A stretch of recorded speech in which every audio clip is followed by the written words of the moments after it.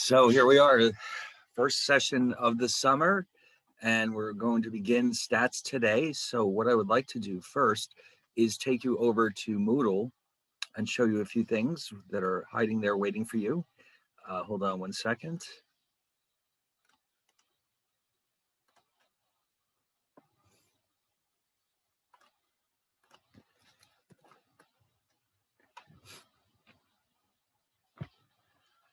Let's see. So everything for this class is on Moodle.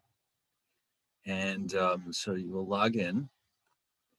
And let's see. So our class, of course, officially starts today. We'll be running for 4 weeks. And okay, here we are. So for this week, we start with a quick look at the syllabus, which I'll download right now. And then we'll be looking at chapter 3, or as much of it as we can get through in one day. And if we don't finish it, of course, we can finish it tomorrow because we'll have classes every Monday, Tuesday, and Wednesday. So you'll be getting quite a lot of statistics each week. And so first things first, let's look at the syllabus for a second.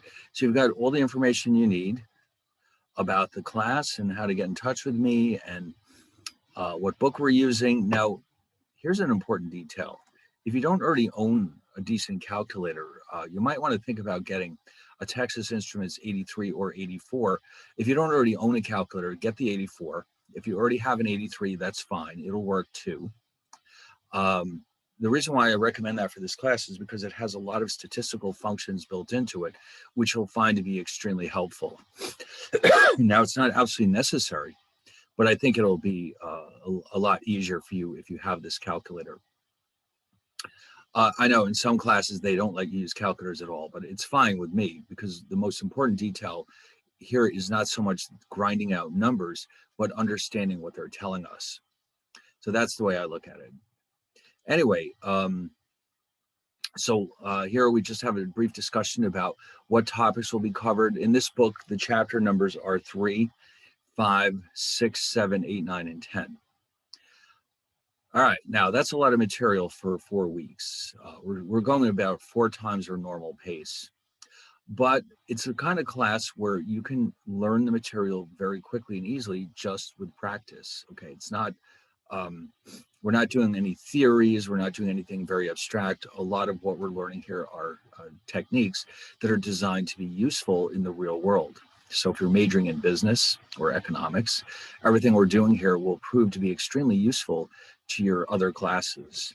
Okay, and that's of course why the schools require this, because it's so important. Now, along the way, we'll have time for 2 tests, a midterm and a final, and there will be periodic problem sets which are based on the chapter material. And in fact, if you look at Moodle right now, you'll see that there's already one there for chapter 3. Let's go back and find it. Now, of course, you can't do this just yet because we haven't started the chapter. So what I'd like to do is get into a habit of assigning these problem sets and having them due every Monday throughout the rest of the course.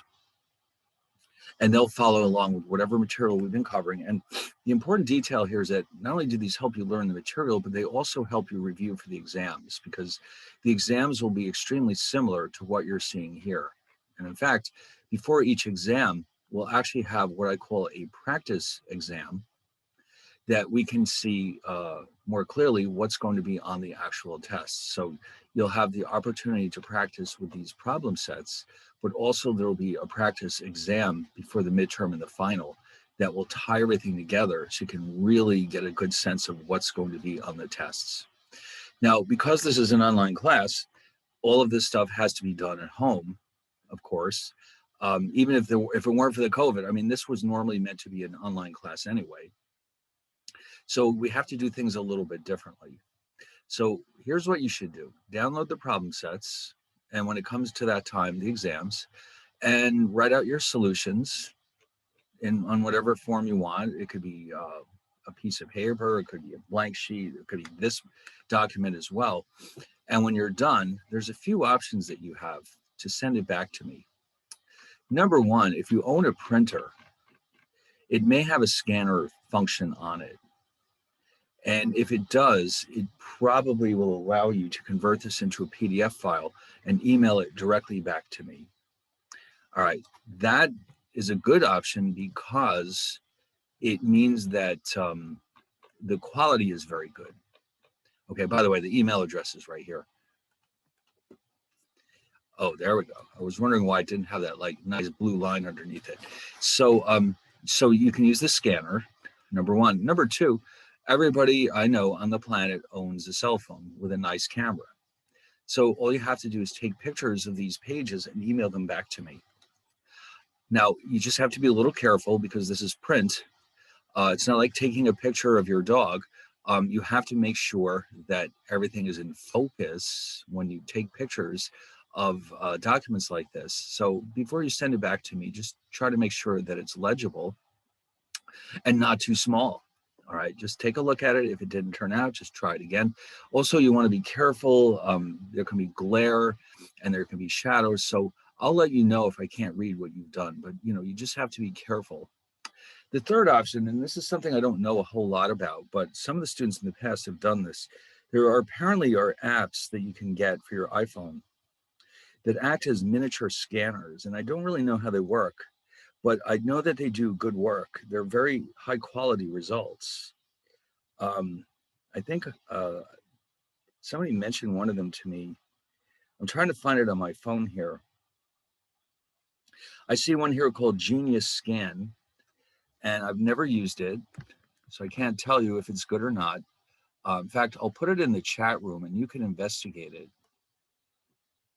And this is secondhand information. I do not know for a fact that this works or that it's even free, but that's one possibility. Let's see, were there any others? I bet there were. But anyway, you guys are the high-tech experts. You should be able to figure this out. If you choose to do so, you can use one of these scanning apps. Here's another one I see on my phone. It's called Slide Scan. And again, I don't know if this is a good one or a bad one, or if it's free or not, but these are, oh, I see, Adobe Scan. I did not know there was it. See, this is what I mean. Every day, especially when it comes to technology, I find out something new. I'm glad you mentioned that. Thank you.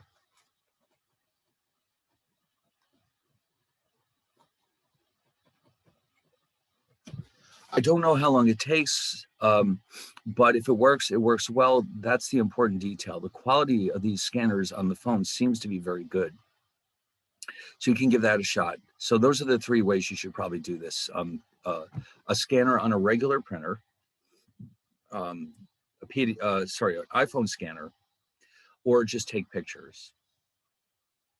Now, on the other hand, if you are able to type everything up, I don't think that's going to happen because there are a lot of equations involved. Unless you really have a lot of expertise in using an equation editor like I do, you're not likely to be able to type up the entire document. So don't even worry about that. Just make it legible and send it back, and that will be good enough. I don't know if it's possible to do this directly through Moodle. I'd have to investigate that, but I do know that email works. You might as well just take advantage of it. The only problem with email is that sometimes emails go astray. They don't always wind up in my inbox, and sometimes they don't even end up in my junk box. So if I don't have your work, I'll let you know that I can't find it, and then you can just send it again, because that often means that something just went wrong. There's no way of explaining why some emails go through and some don't. It just works out that way. I've had enough experience during the COVID to know that at any given time, a good 5% of all emails that were meant for me, especially exams and assignments, just simply don't get into my inbox. So I'll let you know if there's a problem. Okay. So, all right. Anyway, so this is the problem set. You can see it's a little time consuming, but it's so important. So, all right, let me get that out of here. And what else do we need to know on the syllabus? Well, pretty much that's it. I think our last day is like something like July 2nd or 3rd or something along those lines. So we basically have 4 weeks. which is, not a whole lot of time, which is why we're meeting so often. But you know what? Last year and last Christmas, I ran this class, and we did finish in time. And so it's just a question of keeping up with the work. It's the kind of topic where you do not want to fall behind. Okay, it just won't work that way. You have to keep up with it. Even if you don't have anything due that day, you should really make it a habit of going through the slides and refreshing your memory about what we're doing and making sure you can understand what's going on, especially with all the examples that you'll see in the slides. If you can reproduce those examples, you'll be in pretty good shape. Okay, now, and also, since obviously we can't have office hours as such, you can send me questions by email, but also, if you're really desperate to have one-on-one time, we can arrange a Zoom lecture or a Zoom meeting rather, but you have to let me know well in advance so we can figure out a mutually beneficial time, and then we can go over whatever it is you want to know in a more normal office hour setting. Okay, it can be done, but we just have to make the arrangements properly. Otherwise, if you just have basic questions, email is usually good enough. All right. Now, if you noticed, I did send you an invitation for this class. Now, it came from my own account, which is, let's see, let me go show it to you. Why did I do that, by the way? Well, because I have to send out the list based on an Excel roster. I have all your names in a roster. And this is my regular Gmail account. And the weird thing about the SUNY Purchase mail system is that if I try to take a roster of your names from Excel and put it into an email, it doesn't work. It won't separate the names properly. I don't know what the problem is, but Gmail will. So in other words, I have all your names in the roster in Excel, and I can easily copy and paste it into an email message in Gmail, and it'll go right to all of your addresses. Whereas the SUNY accounts do not work that way for some reason. So that explains why you're receiving your invitations from my personal email account. So don't be concerned when you see emails from who's this person, this Dr. AA person. It's me. Okay, so you can feel free to write to either email address, my purchase account or my own email account, Gmail account, just because you already have that information. So I will try to make sure that these invitations are sent out usually the night before. If I forget, maybe early in the morning, but if you don't get one within an hour, let's say, of the class, just go ahead and send me an email and say, what's going on here?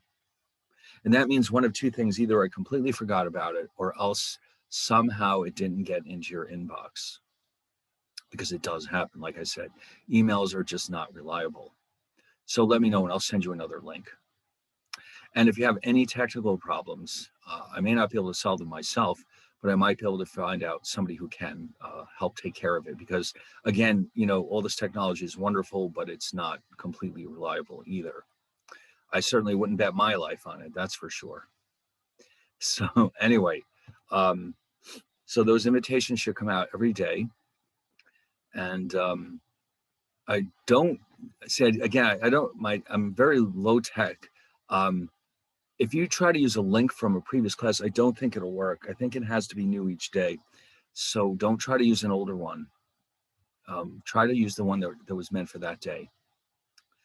All right, other than that, one last thing. I know what I forgot to mention, the recordings. Yes, this class is being recorded as we speak. And now you might think that the recordings would end up being stored on Moodle. Oh, how wrong you would be watching this documentary about Salvador Dali there. What I'm going to show you is where you can find the recordings. And because Moodle doesn't really act as a repository for videos, unless they're very short, I just put them in my YouTube account. It's just that simple. So if you come over here to YouTube, now from your side, I can just hit this big A. I think if you go to YouTube and just search for my name, it should come up with our page.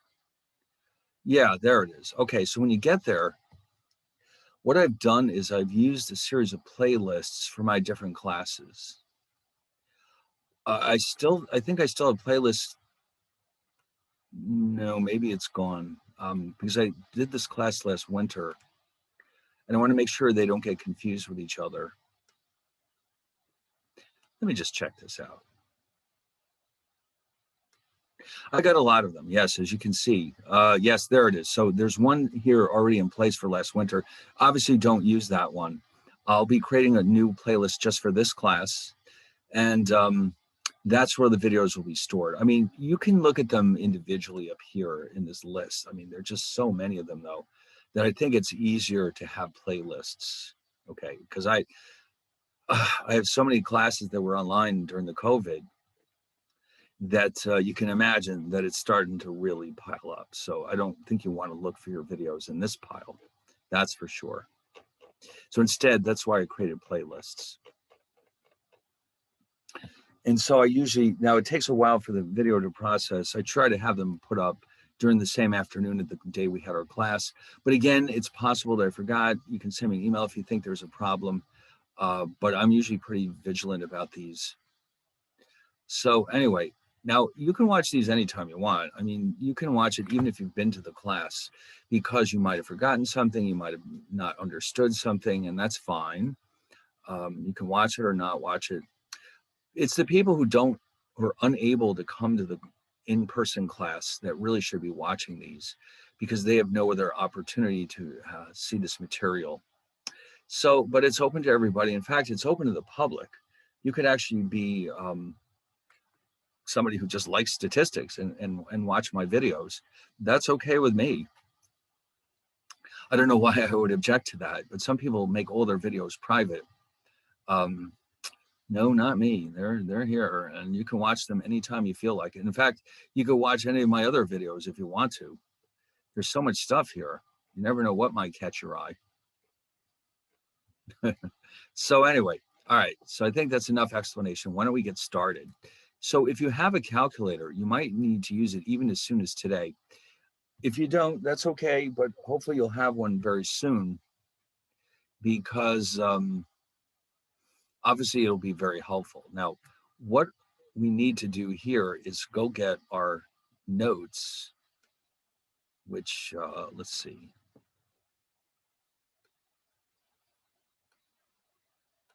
Here we go. I've got them right here on my hard drive, but they're also, of course, on Moodle.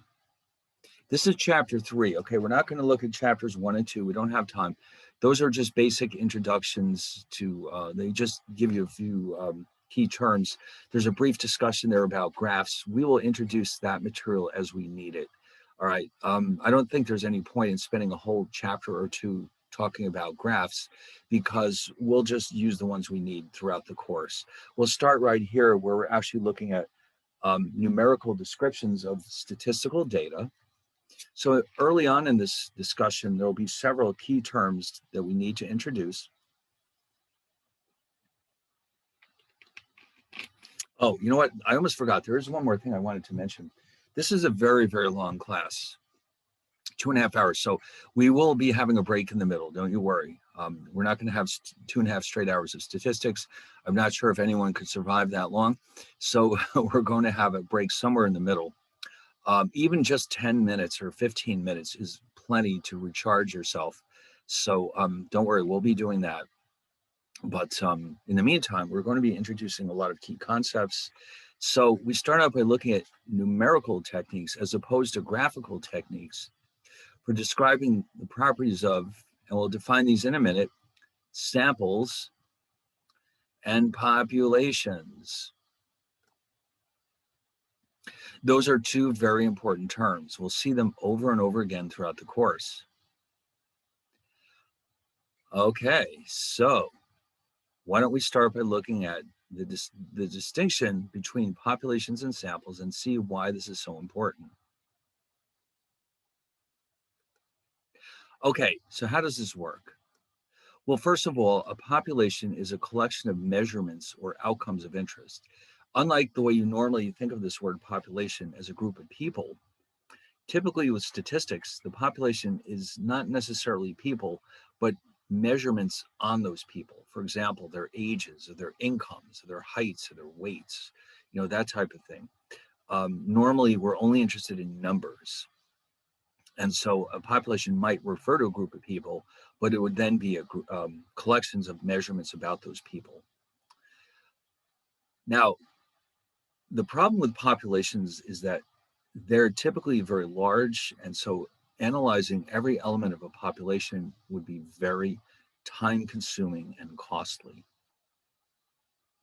Like, for example, the government wants to know if the average age of the U.S. Is increasing because, let's say, they're concerned about the Social Security system. It would take a very long time to look at all 330 million people's ages. So what we often see instead is we use what are called samples to represent the population. A sample is a subset of a population, or think of it as a smaller part of the entire population. Now, you've all been exposed to set theory, which we'll use throughout the course. So I just want to briefly remind you what a subset actually means. Okay, just to get the ball rolling with that. We will periodically need to review set theory because it's such an important component of statistics. So what exactly do we mean by the word subset? Well, imagine you had the following sets. A is 1, 2, 3, 4, 5. So in other words, if you notice with the braces, we contain a list of elements. Our set consists of the elements 1, 2, 3, 4, and 5. And by the way, the order in which we write those elements does not make any difference. B is 1, 2, and 3, and C is 5, 6, and 7. So all we want to note here is that B is a subset of A because every element in B, 1, 2, and 3, is also an element of A, 1, 2, and 3. On the other hand, C is not a subset of A because although they have an element in common, the 6 and the 7 do not belong to A. So therefore, we say that C is not a subset of A. So if A were a population of some kind, we could think of B as a sample drawn from that population. So what is the purpose of using subsets? Again, the point of it is that it's often very time-consuming and expensive to study all the elements of a population, so we'll resort to using samples which are randomly chosen from the underlying population. So here's an example. What if a population consists of all the grade point averages of all the students at a university? If we randomly picked the GPAs of 10 students at the school, that would represent a sample. Now, in practice, samples are typically going to be larger than 10, but not always. It depends on the circumstances. For some scenarios, there aren't that many samples available to be chosen from. For example, if you're looking at farming in a small country, there may not be that many farms, so the sample that you choose is likely to be small. Now, here's an important detail. In order for our samples to give us useful information about our population, it is extremely important to make sure that the sample is an accurate reflection of the population. All right, now what do I mean by that? Okay, let's see. In order for sample data to provide useful information about population data, it is essential for the sample data to accurately reflect the population data. Okay, now what do I mean by this? The sample itself has to be similar in characteristics to the population. Now, can we ensure that that happens? How do we know that we're choosing a good sample or not? All right. Well, this is something that, is really a more advanced discussion. Samples can be chosen in many different ways. For example, a random sample is chosen in such a way that all elements of the population are equally likely to be chosen. And by doing it that way, you can pretty much guarantee that the sample you've chosen is a very good reflection of the population. Unless you're incredibly unlucky. I mean, it's still possible that your sample isn't very accurate, but this will help ensure that you have the highest probability of choosing an accurate sample. Now, let's think about this for a minute. Now, how could you ensure that you're not getting a good sample? Let's say, for example, the government really is interested in studying the ages of all the Americans, all the people who are Americans. What if they decide to choose their samples from high schools? All right, why would that be a mistake? They randomly choose high school students to study the age of the entire country. What would be the problem with that?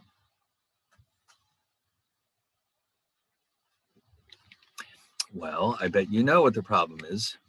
How old are the students in the high schools likely to be? Typically between 14 and 17, or possibly 18. Is that an accurate reflection of the entire country? Of course not. But what if they went to the other extreme and they only picked their samples from nursing homes? Well, that would be a terrible mistake too, because obviously those people are older than the average American in the entire country. So instead, they'll try to pick random selections of people scattered across the country from all different groups. And by doing so, they can come up with a pretty reasonable estimate of the average age of all Americans without actually counting every single one of them. And that's often done in statistics. It's kind of unusual to find ourselves in a position where we know all the elements of a population. It's almost never going to happen. Even if we could study the entire population, it still may not be worth our while, because after all, this is a very complex process. Now, once we're done, suppose we do decide to choose a sample and analyze some important population like the ages of all Americans. The data itself is not going to be terribly useful to us as it is. I mean, it's just a group of numbers. So what we would like to do is organize that information in such a way that we can obtain a lot of useful insights into that data with a handful of numbers or measures. Now, what I'm going to do is show you the first group of measures that we'll be studying in this chapter, and they're referred to as measures of central tendency. That sounds very impressive. All it means is that we're looking for measures that represent the center of the data. Now, on the next slide, I'm going to show you the three that we'll be studying in this chapter, and I'm pretty confident you've heard of at least some of them, if not all of them. The question is, how do we calculate them, and what do they mean? All right, so get ready for a blast from the past. I suspect that you will remember at least some of these. All right, are we ready? Let's find out. Yes, look at them, the mean, the median, and the mode. I suspect that you've heard of all of these before, if not, or at least two of them. Mean, median, and mode are what we call measures of central tendency. They're an attempt to capture the center of the data, which can be very, very useful. By the way, now I do want to mention that in statistics, we often have multiple words that mean the same thing, and this is no exception. The word mean actually is the same thing as average. So if you weren't sure, the word mean is just another word for average. Okay, now For all of these measures, we'll either have a formula or a process that we can use to calculate these measures. And once we've calculated them, it's awfully important that we be able to understand what they're telling us. Now, the mean or average, everybody intuitively knows how to calculate an average. Let's say, for example, you wanted to calculate the average amount that you spent on gas this month every time you went to the gas station. You would write down on a piece of paper how much you spent each time you went to the gas station. And let's say you went to the gas station 8 times that month. You would add up the total you spent and divide by 8, because that's the number of times you visited the gas station. And let's say the number turns out to be $31. That means on average, you spend $31 for every trip to the gas station. Now, here we're going to formalize that with a formula, which will require us to introduce some very important pieces of notation. But before we do that, I just want to point out that since we're ultimately interested in what's going on with the underlying population, we typically have 2 sets of formulas for each of our measures.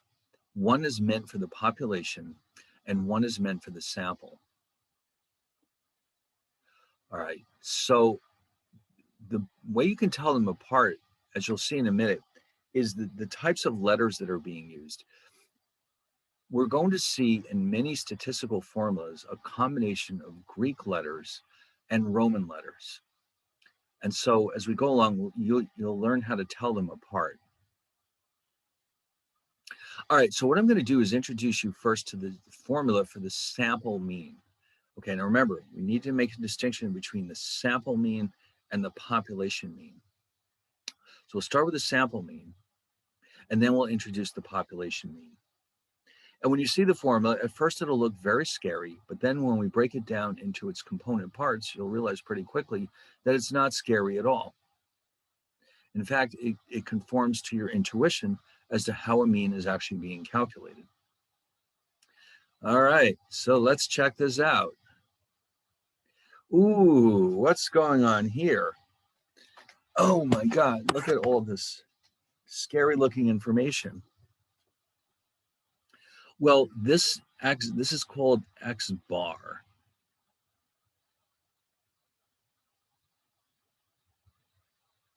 And it represents the sample mean. Now, don't ask me why this notation is used. That's just the way it is. It's always been done that way. That little bar is meant to tell me that this is a mean. N, lowercase n, is the sample size. How many elements are in my sample? But the numerator, this is the most interesting part. Xi is a single element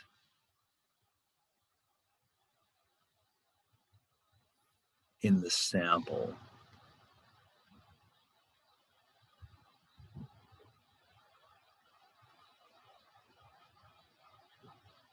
So let's say that I have 5 elements in my sample. Each one gets an index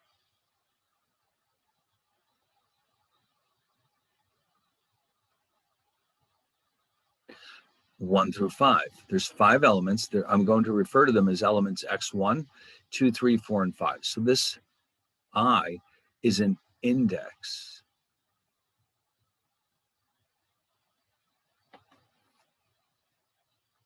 And then finally, this mystery element here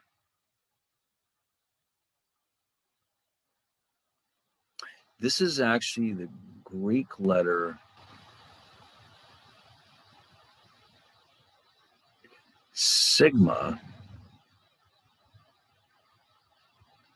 and it is known in math as the summation operator. In other words, when you see this thing, it tells you that you're going to add something up. You'll notice that sometimes it's written 2 with the index is listed here. That means this index I will range from 1 to n. So yes, we've got some examples in the next few slides. I know it's a very abstract idea, so we're going to look at some numerical examples.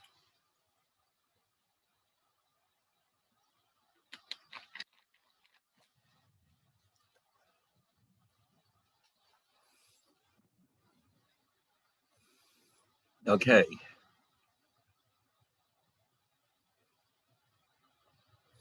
Are we ready? All right, I'll give you a minute to catch up. There's a lot going on here.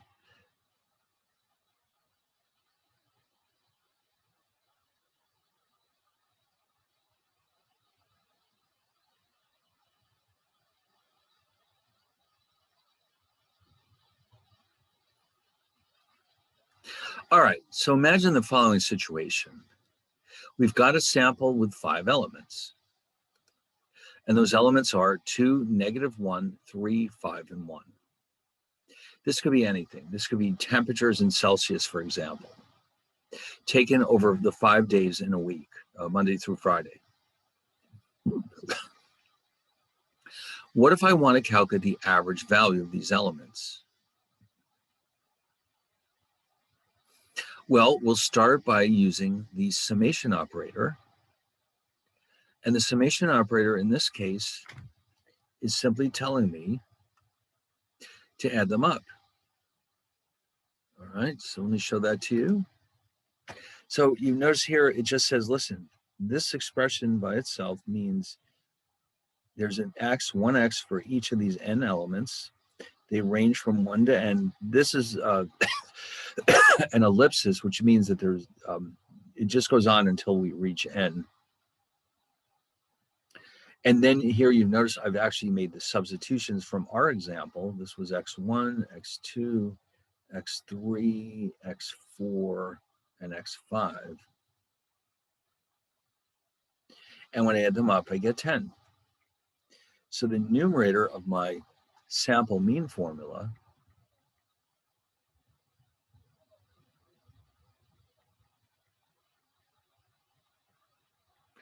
is telling me that all I have to do is add up all the elements. And that's all there is to it. Add them up. In the denominator, I'm being told to divide by the number of elements. So in this example, you can see already that we would have 10 over 5, because there's 5 elements, which is equal to 2. So all this fancy notation just says, if you want to know the mean of this sample, add them up and divide by the size of the sample, which is 5, and you'll end up with 2 as your mean.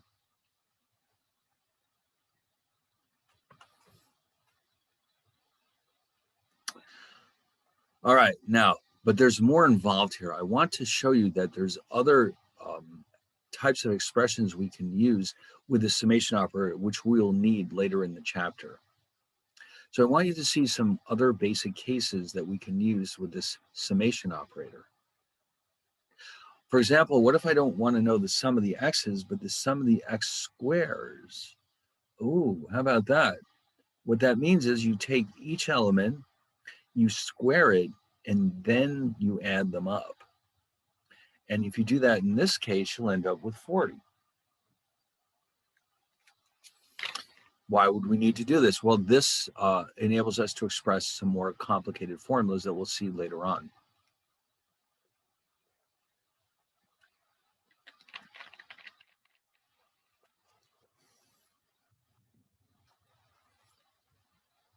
Now, of course, we have to be very careful with this notation. I'm going to show you a very similar looking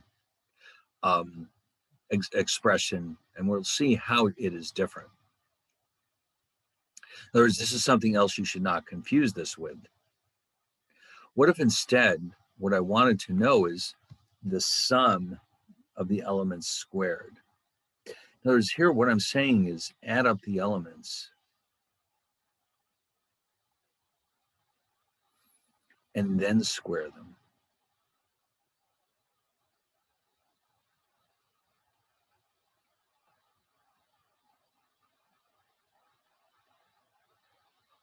So this time I've added them up. They add up to 10, as we've already seen, and then we square them and we get 100. And now on the previous page, of course, this expression was 40. This expression gives me 100. So we have to be very careful to avoid confusing them with each other.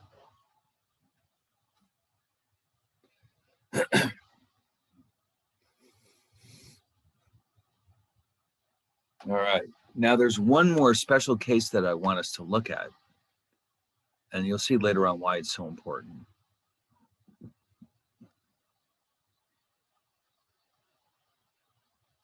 Okay, let's try this next one.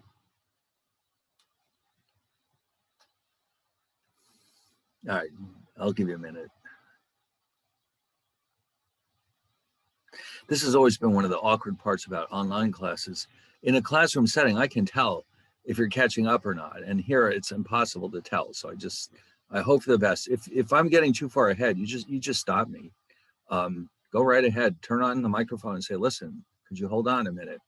Because I will. Because I can't tell, I can't see you. So I don't know if I'm getting too far ahead. All right, well, anyway, so here's what's next. Now here, this is a little different.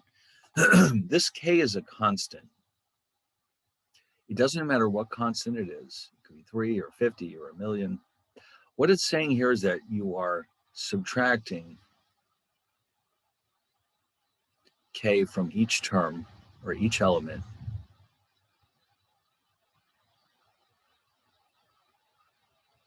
Square the differences.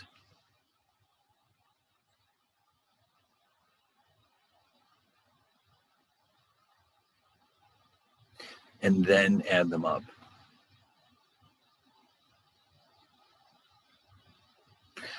Okay, so that's something we'll need later on in this chapter. Subtracting a constant from each element and then squaring them before adding them up is something that we'll see again.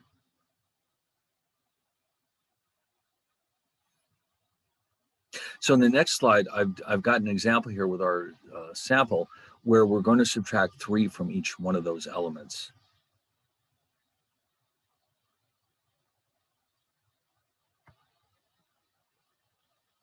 Okay. So let's see what that turns into. Now here we have to be very careful because it's easy to make mistakes. Very easy.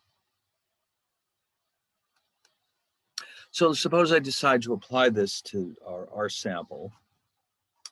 And if you recall, x1 is 2, x2 is -1, x3 is 3,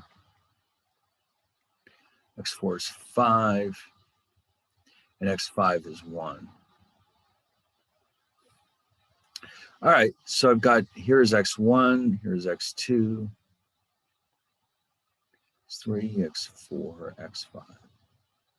From each one, I'm subtracting the same constant 3. So what I usually do is do this in stages. The first thing I do is evaluate what's going on inside each of these parentheses before I square them. I think that's the best way to avoid making mistakes. And then you can square them, and then finally add them up.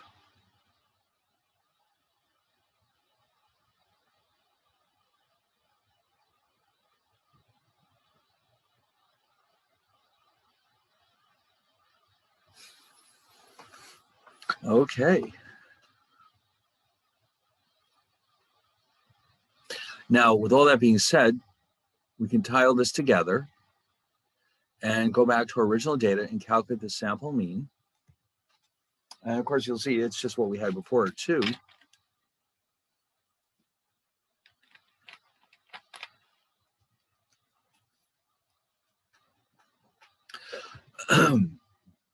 Which by comparison to this seems very straightforward right about now.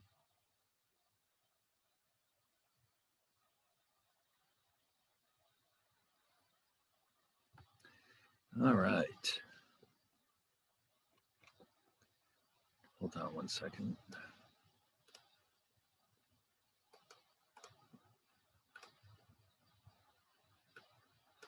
Okay, so let's go back to our original example.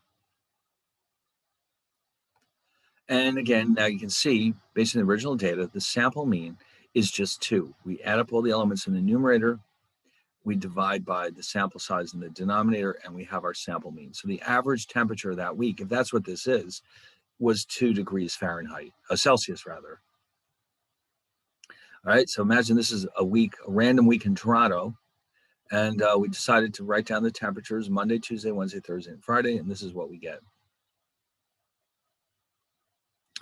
All right, now I did say before that for every measure that we'll be looking at, we need to make a distinction between the sample and the population versions.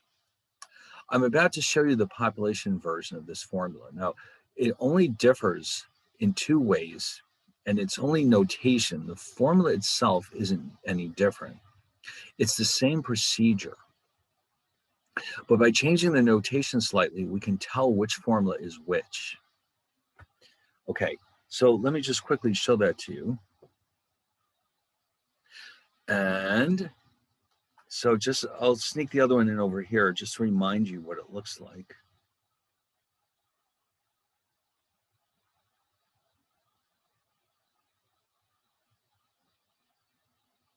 First things first, you notice, what is this? That's a Greek letter.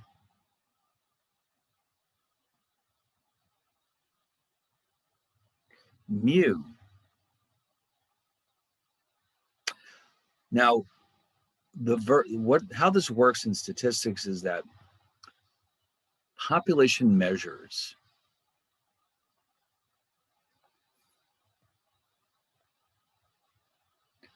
are represented by Greek letters.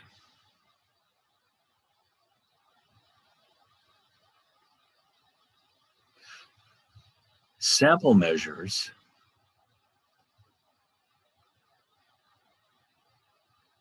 are represented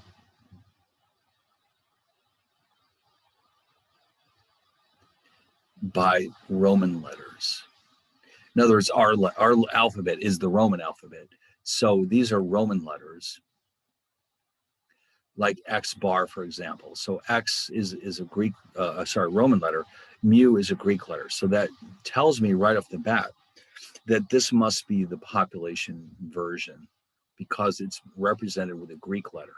And that's all I need to know. But there's also another difference here, the N. We use a capital N to represent the population size. Lowercase n is the sample size. The reason why we make a distinction here is because there are some formulas that we'll see later on that include both of them, and we have to have some way of telling them apart. And that way is to make one of them lowercase and the other uppercase. So these are the conventions that we'll use throughout the course. We don't need to do a separate example here because it's just the same thing. You add up all the elements in your population and then divide by the population size. So we'll skip on to the next topic. Okay.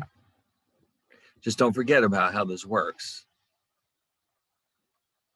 Now, we're going to consider this important concept called a weighted average, which you've probably heard of before. This is a popular approach to calculating the mean when there's multiple observations in our sample or our population that occur more frequently than some of the others. Now, the formula for doing this with a sample, actually, let me leave this up there for a second. Some observations occur more frequently than others.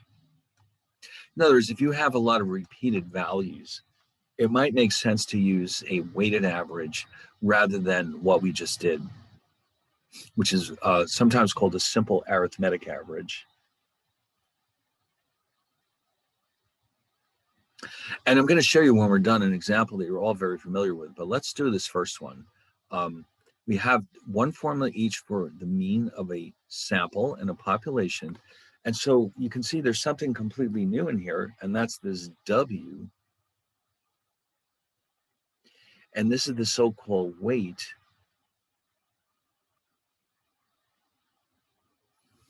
of element xi. And the word weight here can be thought of as the frequency relative to other elements.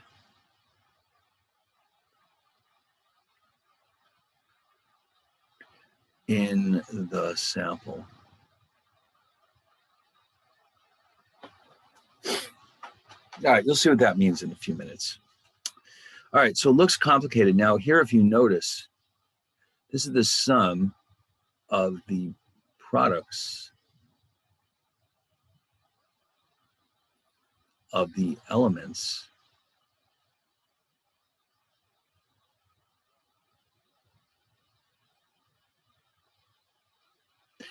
and their weights.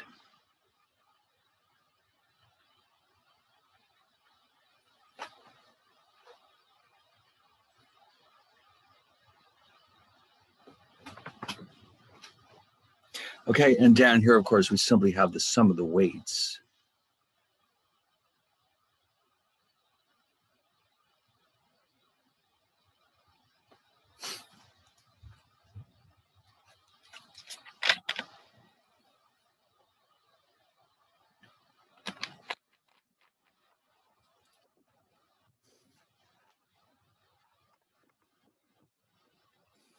Okay. Now the population version, let me make sure you've had time to finish this. The population version is exactly the same except for basically the same two changes. The mean becomes capital mu, the Greek letter mu, and the population size becomes the capital N. All right, there it is. Okay, so again, these are the same two changes. Here's mu, and here's the population size. That's the only thing that changed.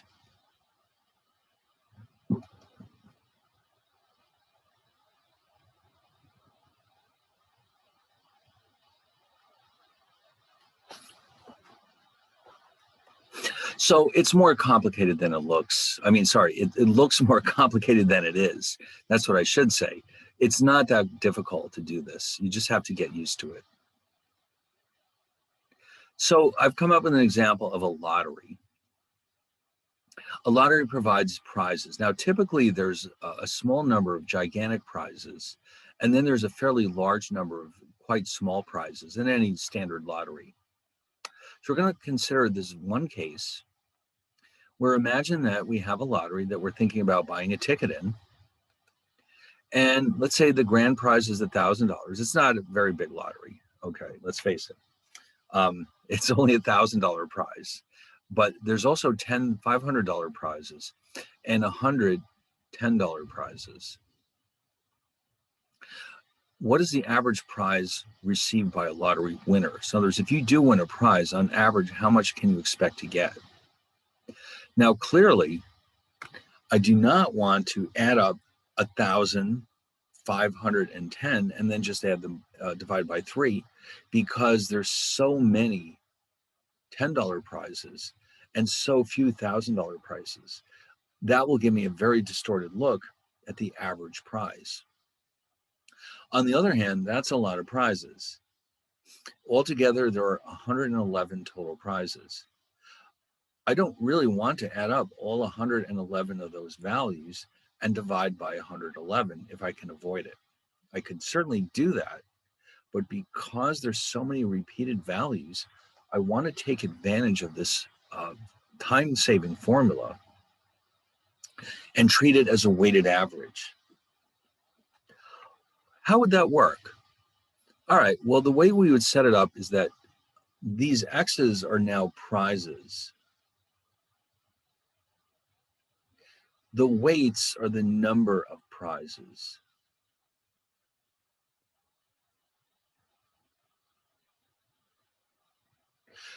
So just based on the data we had before, there's a single $1,000 prize, there's 10 $500 prizes, and then finally there's 100 $10 prizes.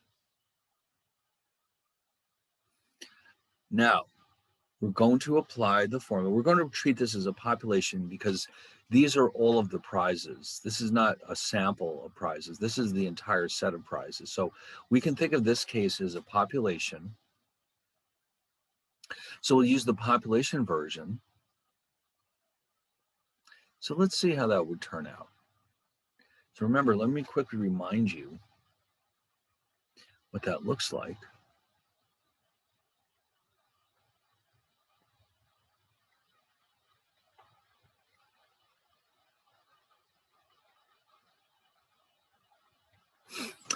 Okay, so what would happen if I plug in these numbers?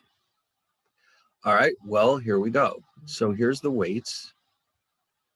And so here's X1, W1, X1. And then we have W2, X2. Then we have W3, X3.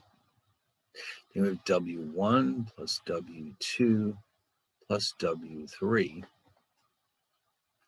Now, if you go through and do the calculations, let me just hold on one second.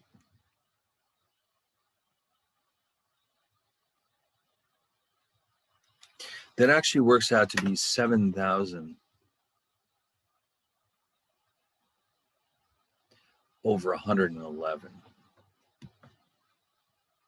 Okay, so 7,000 divided by 111 is approximately $63.06. Now, if you tried to add these up, say you didn't know what a weighted average was, you might have said, oh, well, here's what we'll do. Oh, that looks easy. And guess what would have happened? Look how far off you would have been. 503.33. Yeah, it makes a bit of a difference because this on top, we're not taking into account the fact that there's so many more small prizes than large prizes. So therefore, we would have been way off. Now, the fact that the prize is only $63.06 means that I do not want to pay more than $63.06 for this ticket. That would be a little foolish. In fact, that's probably even then too much. But the average prize is $63.06.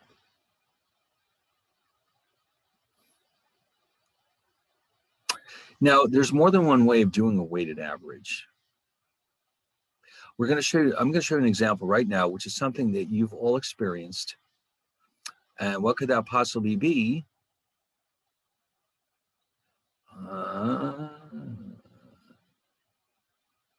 Well, it turns out to be your GPA. Your GPA is calculated as a weighted average. Why? Because all the classes that you take do not have the same number of credits typically. So here's an example. Now, completely made this one up. Imagine that this is your spring semester right here. You took English, Calc 1, Physics, and Psychology. English is worth 3 credits. Psychology is worth 3 credits. Calculus is worth 4, and Physics is worth 4.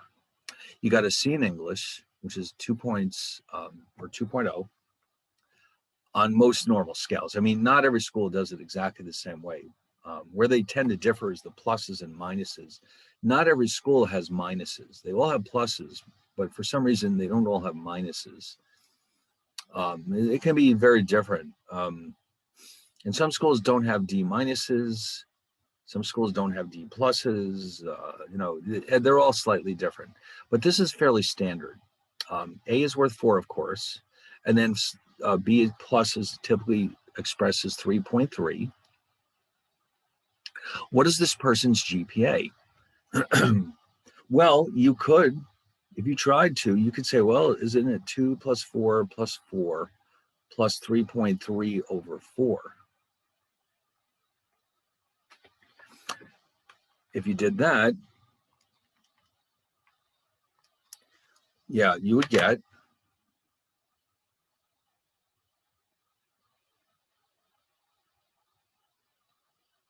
3.325. And you might say, well, that's fine, but then that is actually not the way it's done. We have to take into account the fact that the C and the B plus were earned in 3 credit courses, and that these were earned in 4-credit courses. And so, because we did better in the 4-credit courses, it stands to reason that our GPA, the actual GPA, will be higher than 3.325. So we're going to see how much higher. Now here, the weights are the credits. The X's are the grades.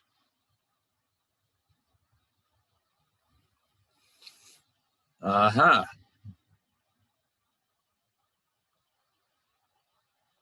So what we're going to do is use the same formula. This is, let's say we'll treat this as a population as well. This is the entire set of grades in your spring semester.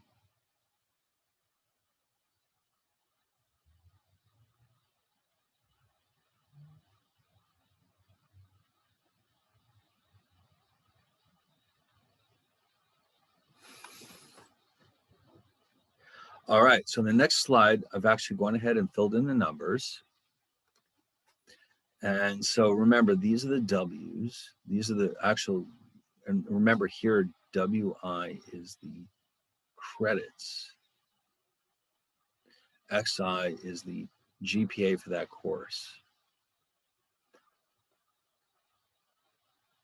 Or actually, I guess what I should say is just the grade. The GPA is the overall average. And so I've got W1 times X1, W2 X2, W3 X3, all the way across. And then here I have to divide by the weights.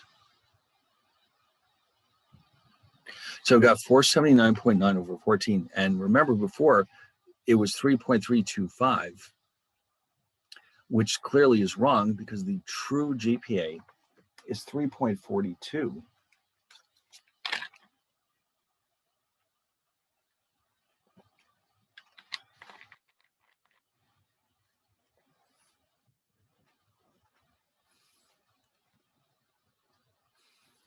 Okay, so, but you can see how doing it the wrong way will give us the wrong answer. In other words, if we just simply average them out, we would get a distorted result. Our GPA would be lower than it really is.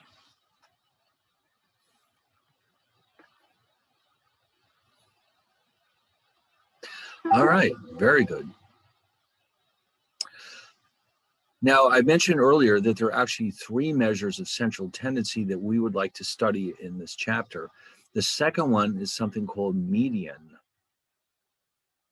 The median is a very interesting idea. It's similar to the mean, but with a very important difference. We're still looking for the center of the data, but in a very different way. We're basically looking for the halfway point.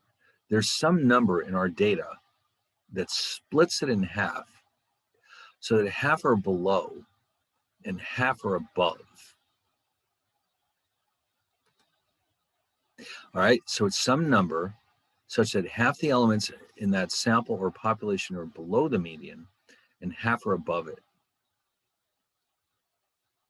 So if you got a score back, let's say you got a grade and the teacher said, you know what, you have the median score, that may not be the best thing in the world because that means while you did better than half the class, it also means half the class did better than you. That's not very good. So the median is an attempt to simply divide the data down the middle. Half are below and half are above. So if you had the median GPA at your school, that means half the students are below you and half are above. Okay, or if you have the median age, if you're right exactly at the median age, half the people are younger than you and half of them are older than you. All right, so let's see how this is done. Now, this one is a little bit different than the previous one, than the mean, because we don't have an actual formula. Instead, we have a procedure that we have to follow. What do I mean by that? Well, first of all, let's use the same data we had before.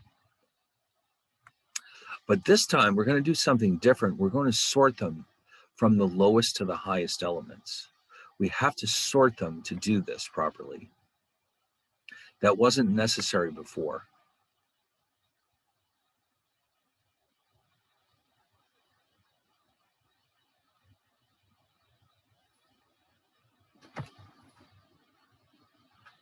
All right, so if you do that, you'll get, whoops. The sorted elements look like this. Now, because we're looking for the value in the center, right smack in the center, you can see in this example, it's easy. It's literally just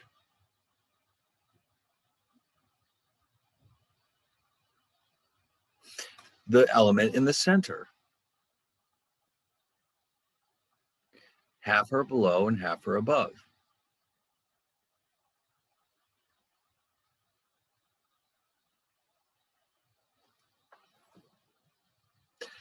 And so I here it's the same thing again, only I've made it more colorful.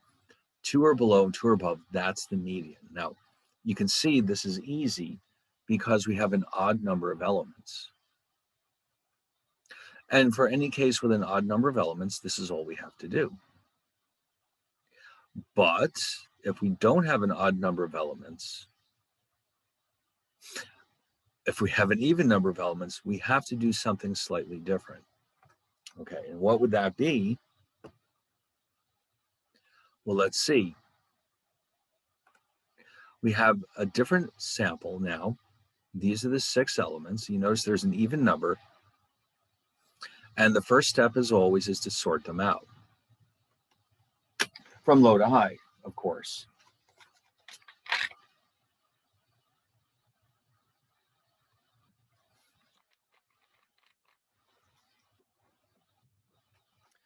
Okay, now let's sort them.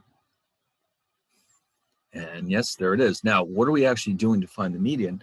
We go to the center, we find the 2 elements in the center, and we average them out. So 2 plus 3 over 2 is 2.5. That is now my median. And if you put it in here, you'll see that half the elements are indeed below 2.5 and half are above.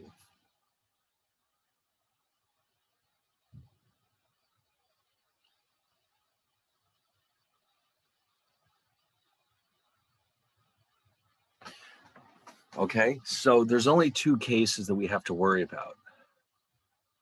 An odd number of values or an even number of values. With an odd number, it's simple. You just sort them out and find what's in the middle.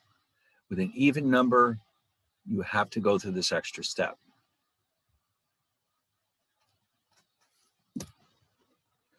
All right. So what I'm going to do is just put in a little extra slide here to summarize this.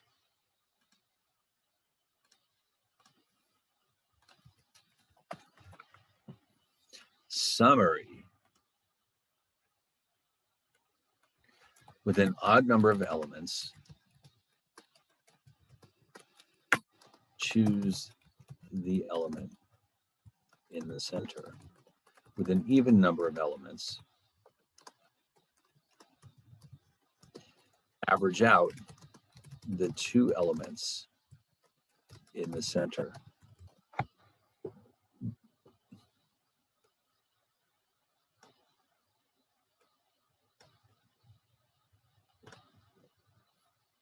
Okay, and that's all you have to remember. Now, what's interesting here is that because there is no formula, we do not have a separate formula for sample medians and population medians. They're treated as the same thing. Okay, in other words, there's no formula, and they're both calculated in exactly the same way. It doesn't matter if it's a population or a sample, the median is calculated in exactly the same way.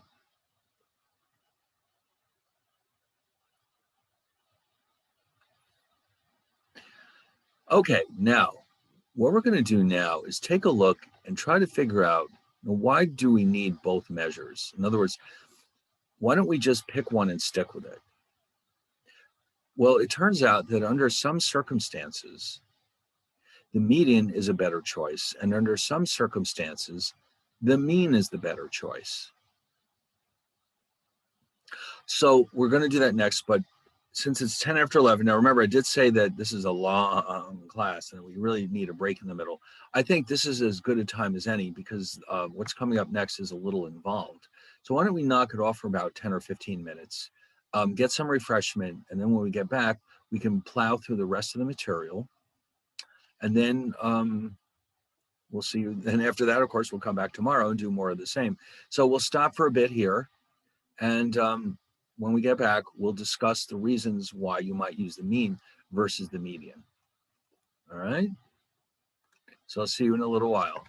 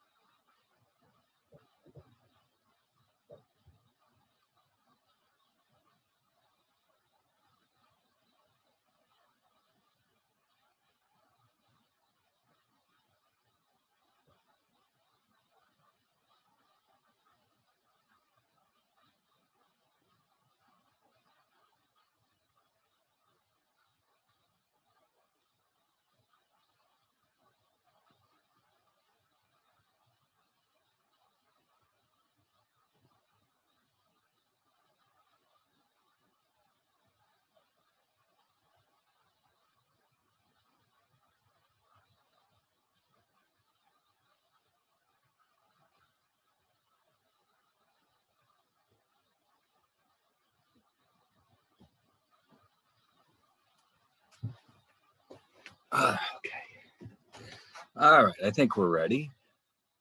Let's get back to it. All right. So, what's the difference between the two? So, we're going to introduce an important new concept, and that is the concept of the outlier. So, an outlier is something we might find in our data, and it does affect the mean, but it does not affect the median. So, and when I'll explain to you in a minute what an outlier is, but the bottom line is when there are outliers in our data, then we're probably better off using the median than the mean. When there are no outliers, most of the time we'll use the mean. All right, so let's see what this outlier business is all about. Okay, actually, let me just sneak that in here. I'll put in a new slide just to explain this a little better. An outlier is a value that is either much larger or much smaller than the other elements in the sample or population. Now, this can get into some gray areas. Sometimes it's hard to be positive if something is or is not an outlier, but we'll see later on there's a test we can apply to see if an element constitutes an outlier. So just remember it's either way bigger, significantly bigger, or smaller than the rest of the elements in the sample now or population. The median is not affected by outliers, but the mean is. So in other words, outliers can distort the value of the mean, but not the median. Okay, so in cases where we have outliers, most likely we'll use the median. All right, so let's see some examples of outliers. So here's a student who's doing really well, and they all of a sudden they come along, these are their exam scores, and all of a sudden, pow, they get a 48 on the final. Maybe they were sick that day or something was going on. But because the 48 is so much lower than the other scores, we could treat that as an outlier. That would mean, that would tell me as the professor that this is not representative of the student's work. And, you know, if I were running a class that had 5 exams, I might feel the need to drop one of them. And if that happened, I would certainly want to drop this score because I can see that something obviously went wrong that day. Now, on the other hand, now here's an interesting example. I don't know if you're aware of this or not, but at SUNY Purchase, they have this plan where senior citizens can actually take classes for very, very little money.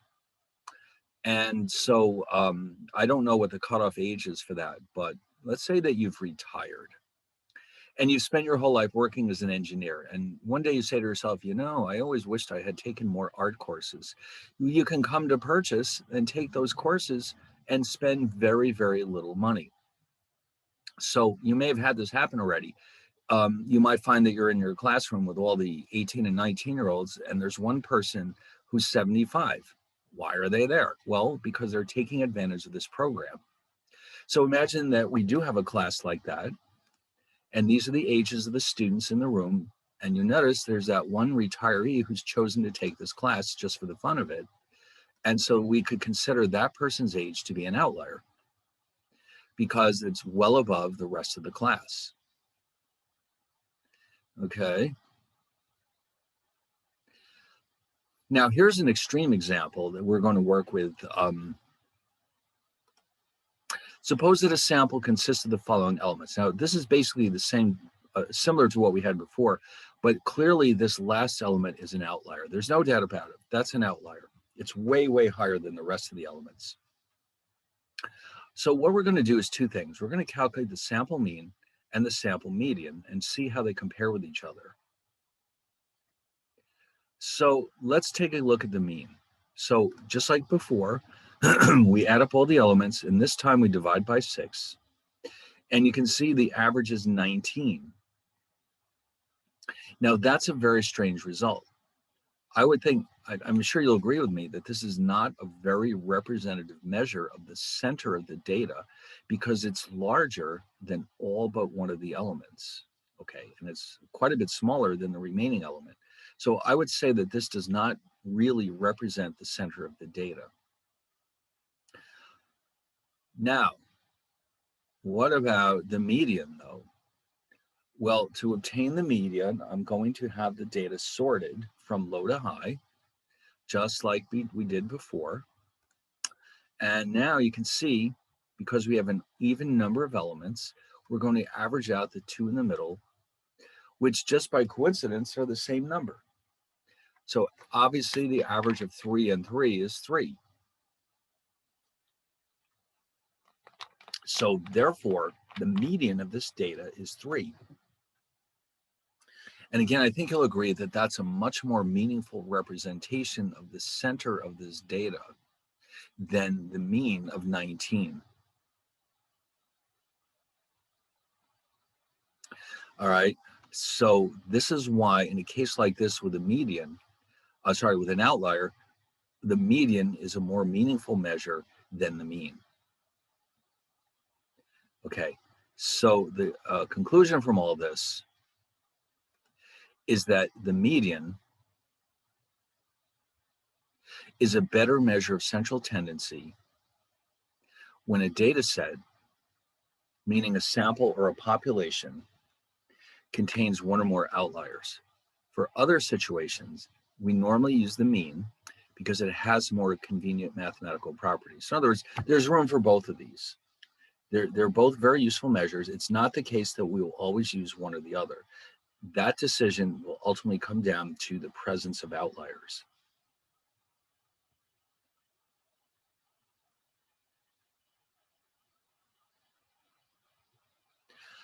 All right, now the third and final measure of central tendency that we want to consider is one that is maybe not quite as useful as the mean and the median, at least not for numerical data. And that third measure is called the mode. The mode is defined in a very simple way. This is simply the most frequently observed value in our sample or population. That's all it is. Is there any element that appears more commonly than the others? If there is, we call that the mode.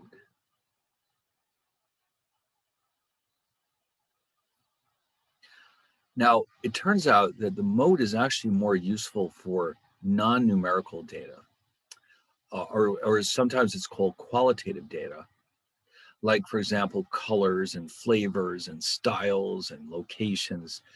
It isn't quite as useful with numerical data, but we still see it sometimes. We just still use it, but just not as often as the mean and the median. So let's look at some examples. Here's a sample, and you can see we have 6 elements. So like with the median, we're going to sort the data from low to high. Oh, and one more thing too, there's no formula here either. Just like with the median, there's no formula. It's a process. So we start with the sorting, just like with the median. And we notice that there's 2 3s and no other numbers are repeated. So for that reason, we say that the mode is 3, because there are more 3s in the sample than any other values.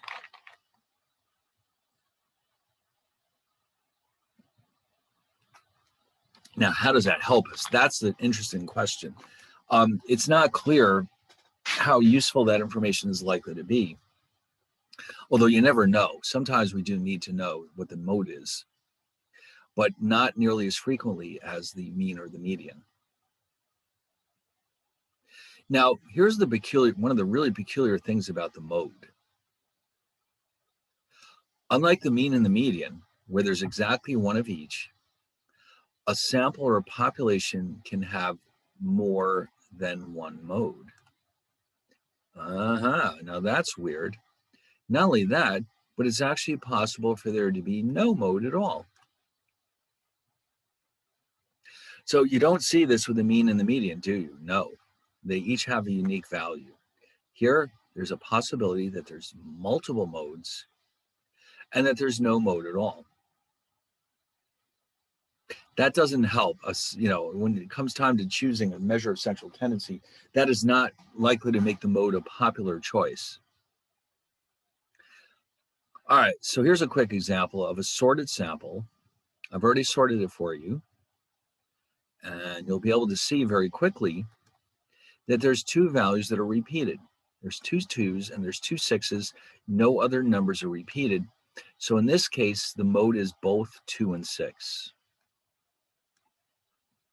And in English, we call this situation or this sample bimodal because, as you know, the prefix bi means 2.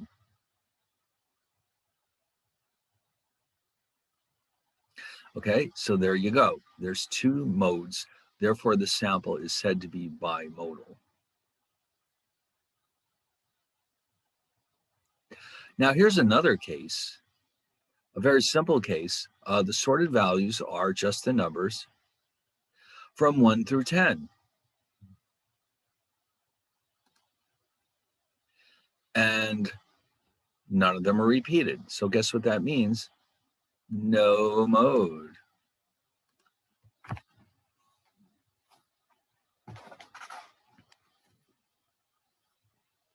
All right, so you can see and of course there's nothing to stop us from having 3 modes or 4 modes or 5 modes, whatever the case may be.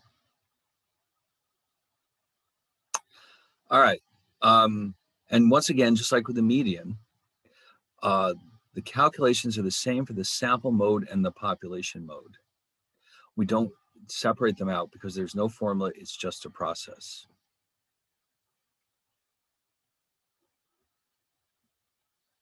All right, now before we go into the next section, we're going to introduce an important graph that we see used all the time in statistics. The graph is meant to represent the frequency with which data appear in our sample or population. So let me just show you an example of this before we go on any further. Histograms. These graphs are called histograms. You'll see why in a minute. So a histogram is a type of bar chart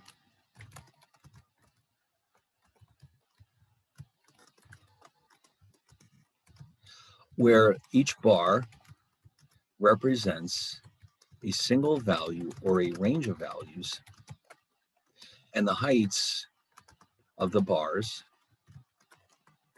represent frequencies.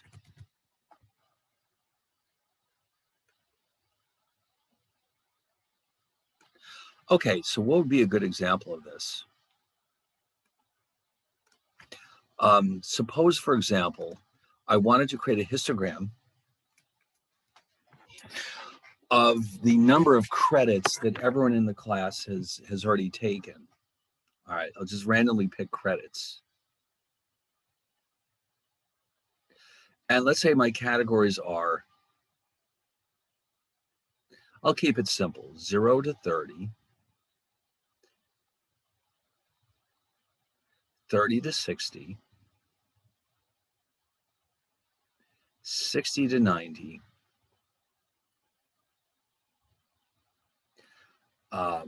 90 to 120. And I guess we'll stop it right there. Okay.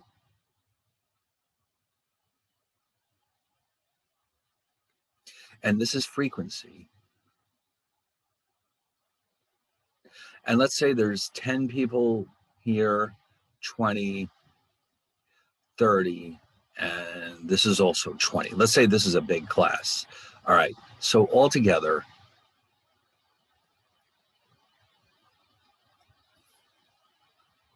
you've got, what would that add up to?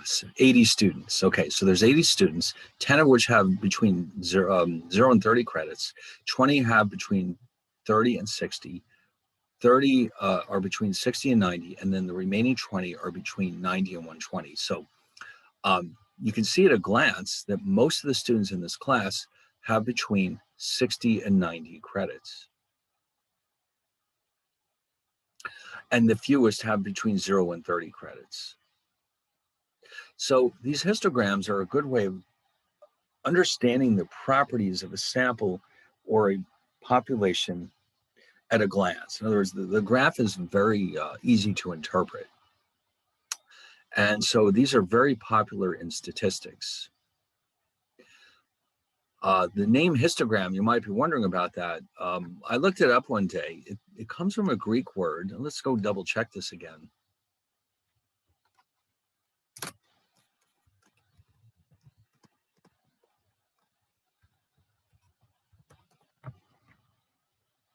It comes from the Greek root histos, which means both the mast of a ship and anything set upright like the bars on a histogram.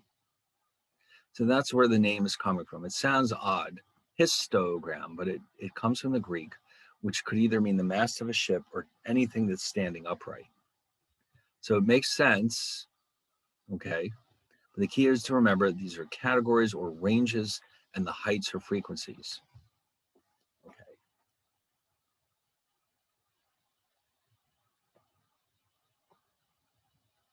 There's a lot of different charts you can use in statistics, but this is one of the more popular ones because it gives us a lot of useful information in a hurry.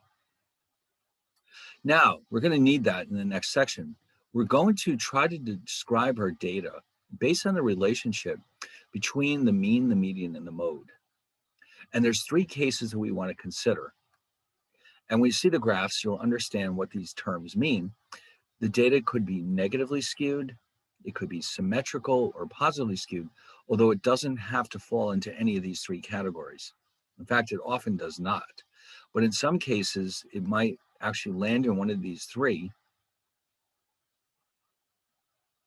And we'll see how you can tell which is which. And we'll see a histogram. In each case, you can visually see what this is all about.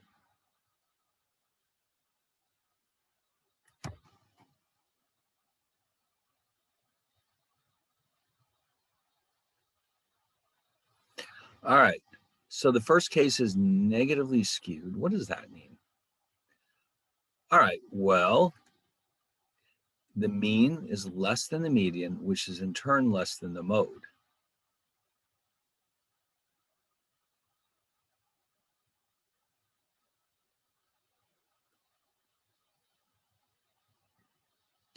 All right, so what I want you to see now, I've created a series of examples with these are histograms that are based on stock returns to a portfolio. So in order for the data to be negatively skewed like this, it means that what's basically happening is that you have a handful of extremely negative returns that are causing the mean to be very small compared to the median and the mode. All right, here we go. Now this is what it looks like. Oh, now keep in mind, right about here is the break-even point. So if you notice, in the majority of the cases, we have losses rather than gains.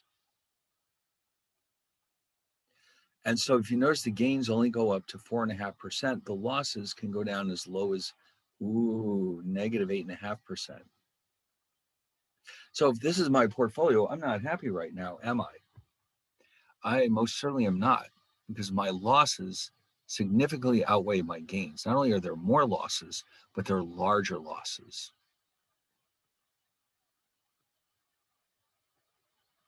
So therefore, we call this negatively skewed. The idea is you have to imagine that the left side is greater than, outweighs the right side, I guess you could say.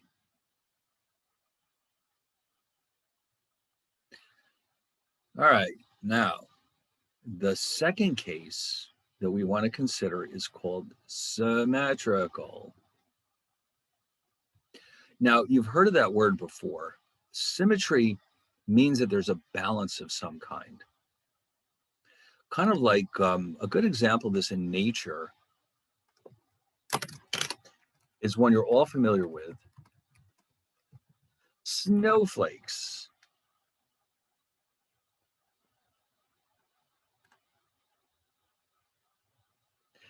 So if you were to draw a line down the center of the snowflake, the left-hand side and the right-hand side are identical to each other. That's what symmetry means, okay? The left and the right-hand side are the same. All right.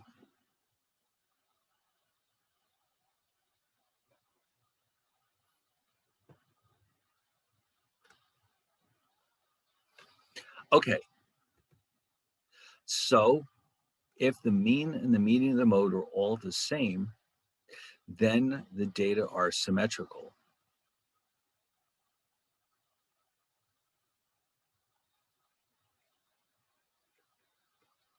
And this is what the graph would look like. Oh, now that's nice. You can see that the left and the right are the same.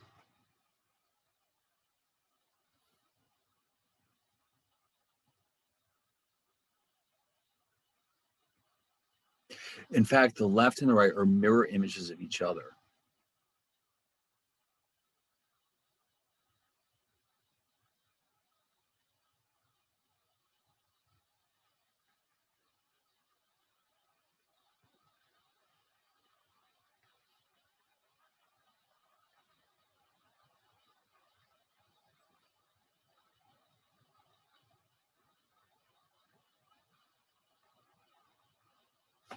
And that's what symmetry means. Okay. And again, this is coming about because the mean and the median and the mode are all the same.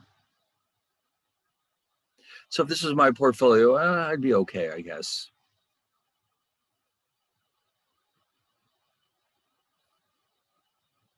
So the third possibility means that the data are positively skewed.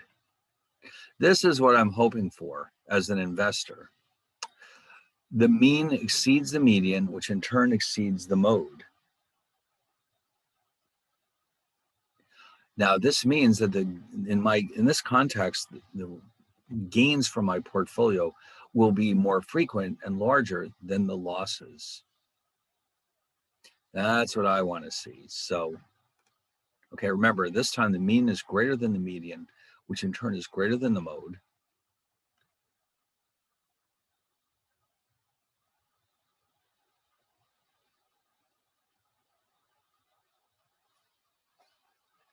Okay, so let's see what it looks like. Oh, now we're talking. Wow, I'm really happy now.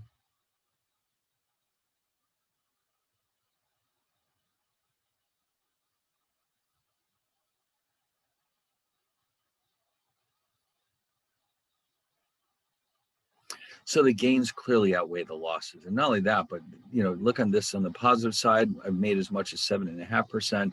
Down here, my losses only, in fact, none of the bars go down that low. This is the smallest loss I have, negative 3.5%. So I've got a lot more gains, and they're typically bigger than my losses. Okay. So this one comes about when the mean exceeds the median, which exceeds the mode.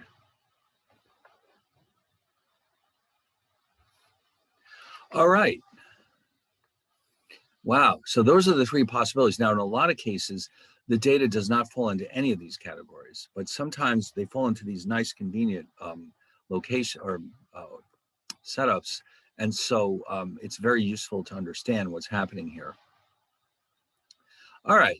Now, with all that being said, there's another measure that we'd like to look at. We've already studied extensively the so-called measures of central tendency, which basically were designed to show us how or where the center is. The measures of dispersion are designed to show us how spread out the data are about the mean.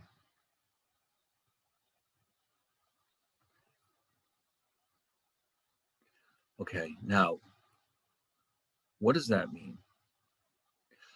Imagine I've got two stocks in my portfolio, and I write down a sample of returns to the two stocks. So I'm going to show you two sets of data, one for each stock.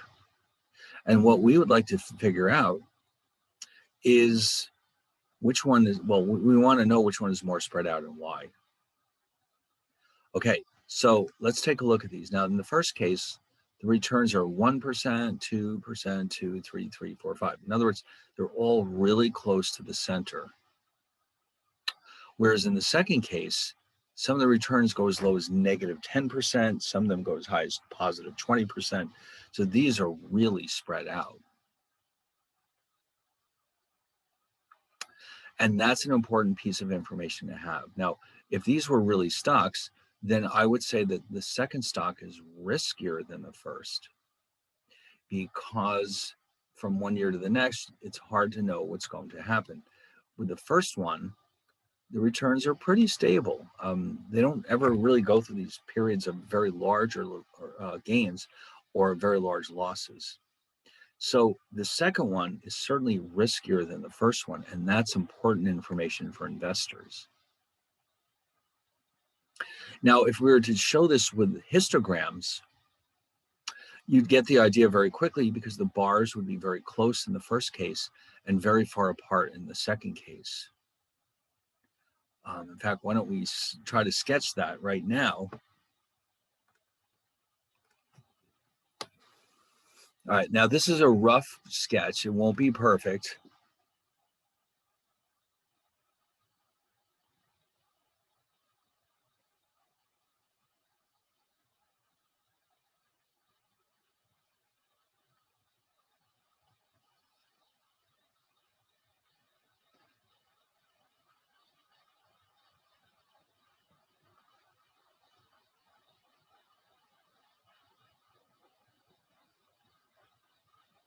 All right, so this one has a small amount of spread.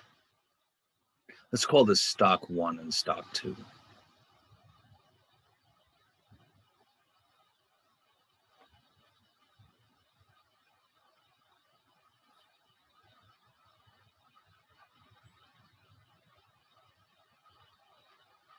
And this one, of course, has a large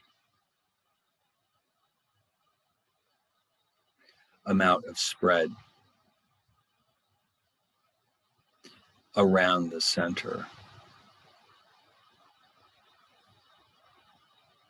because the bars are so far apart from each other. So what we would like to do is to be able to quantify this a little better. In other words, we'd like to have a number that we can use to compare these to each other. It's hard to be sure sometimes with these histograms. Here it's a very obvious case that stock 2 is more dispersed than stock 1, but it's not always that obvious. And so a number would be very helpful here. And I would like to know that stock 2 is riskier than stock 1 before I buy it. So those measures that I'm about to show you could be used to help us determine which stock is riskier and which stock is safer. All right, so what measures do we have available to us? Measures of dispersion. Well, we're going to consider 5 of them, but some of them are related to each other, so it's not going to take quite as long as it sounds. And some of these, again, as usual, you may have heard of them, and some of these not so much. We've got the range, we have quantiles, which is a collection of different measures, the variance, the standard deviation, and the coefficient of variation.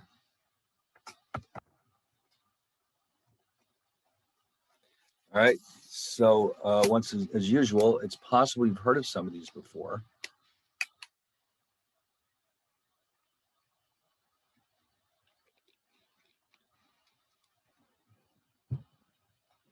Okay, so the first one is a breeze, okay? The range. Everybody, I think, knows what the range means. The range, for example, if you look at the Wall Street Journal and look at stock prices, they'll typically show you what the highest price was during the year and the lowest price. So the difference between those two would be the range of prices. Or if you go to a supermarket and you're saying, listen, I want a comparison shop here, and I want to see what is the most expensive cut of beef, let's say, that I'm looking for, and the cheapest. And I discover that the difference between the most expensive and the cheapest is $2. That is a range. Or at the gas station, if you look at the pumps, sometimes the spread or range between the cheapest gas and the most expensive can be very little. And sometimes it can be more than $1. It depends on what's going on in the economy.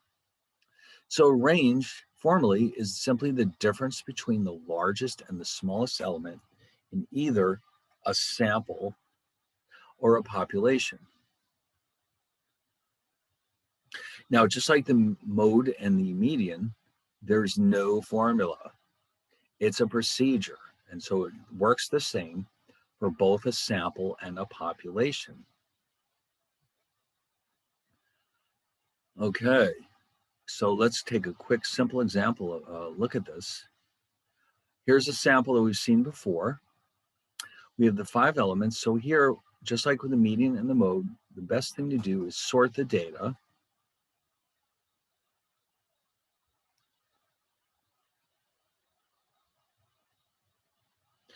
And once we've done that, we're looking for the difference between the maximum and the minimum.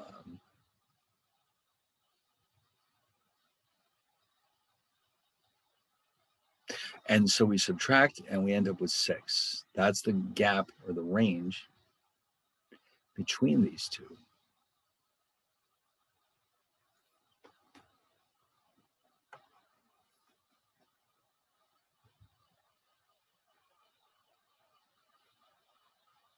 So that's pretty straightforward. It's very simple. Some of these measures are meant to be simple, but they still can give us a pretty good indication of how much spread there is between the elements in that data. Like here's another quickie example.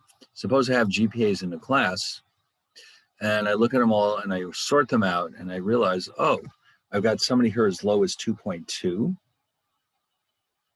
and as high as 3.5. The difference between them is 1.3. That's the range of GPAs in the class.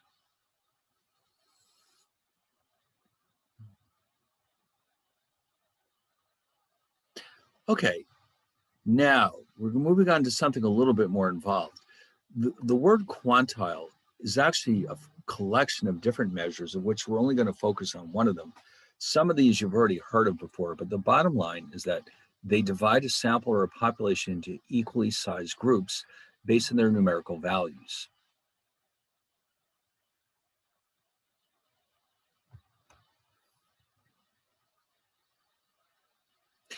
Percentiles, everybody knows what percentiles are.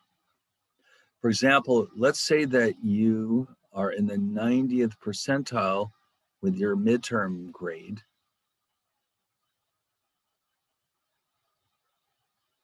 That's good.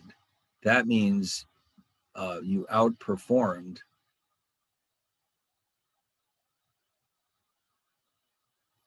90% of the class.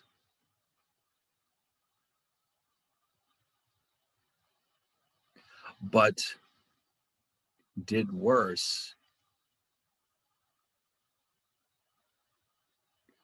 than 10%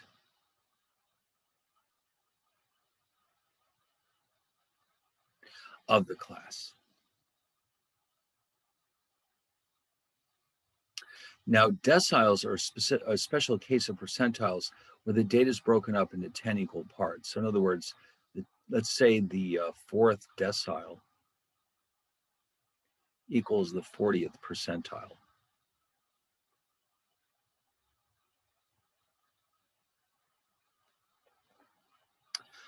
And then the one that we're going to focus on most of our attention on today, quartiles. They break up the data into 4 equal pieces, each of which contains 25% of the total. For some purposes, that's sufficient. I mean, that's quite precise enough. For other situations, not so much. Like the SAT scores that you probably took to get into college. They tell you under your raw score, typically what your percentile is. That way you know where you stand compared to everybody else. And that's one of the ways a college decides whether they should let you in the door or not.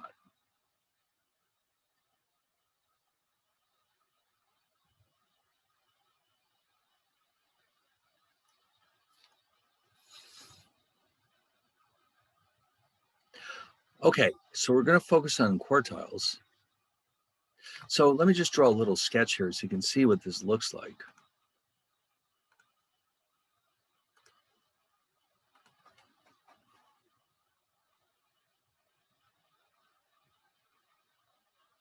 So this is the minimum value.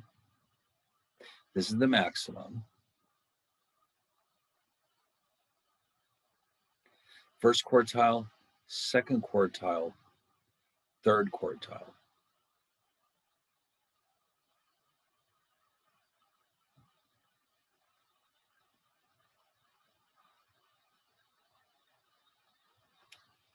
So the first quartile is the 25th percentile.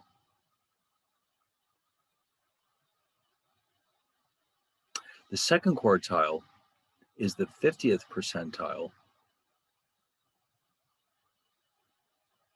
which incidentally is also equal to the median. And then the third quartile could be considered the 75th percentile.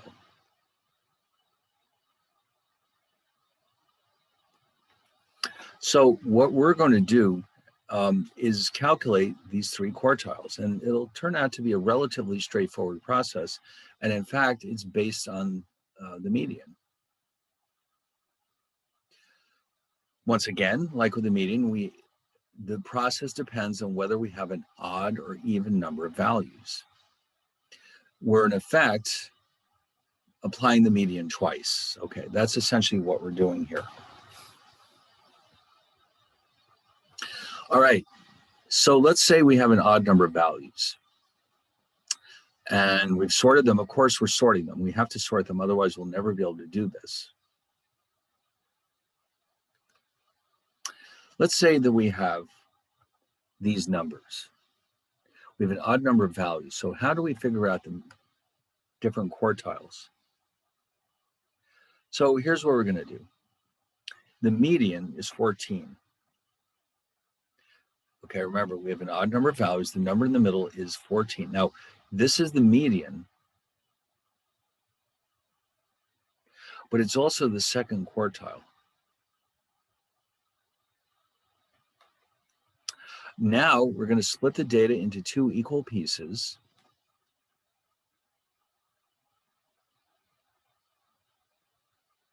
And calculate the median for each of these two. This is the median of the upper half, not the entire set, but that upper half. This is Q3. And then down here, we have the median, which is Q1. So look how easy that was.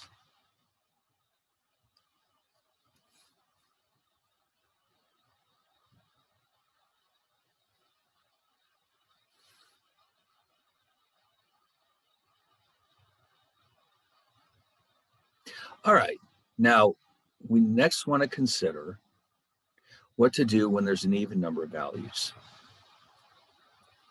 All right, there's always got to be a holdup or some kind, you know. So this is easy with odd numbers. With even numbers, it's a little bit trickier, but not much.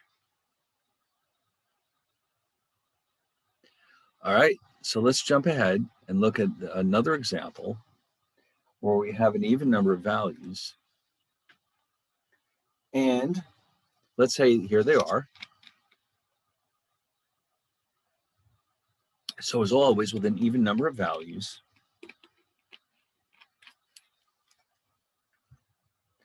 we're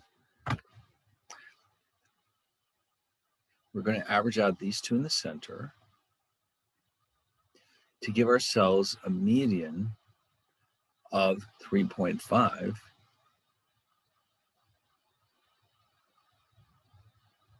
Which is also the second quartile.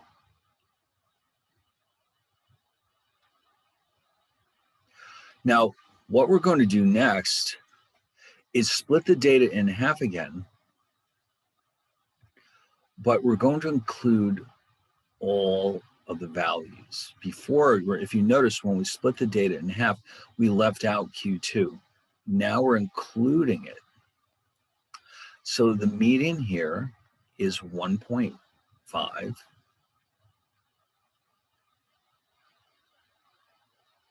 Because there's 4 elements, the 2 in the middle are 0 and 3,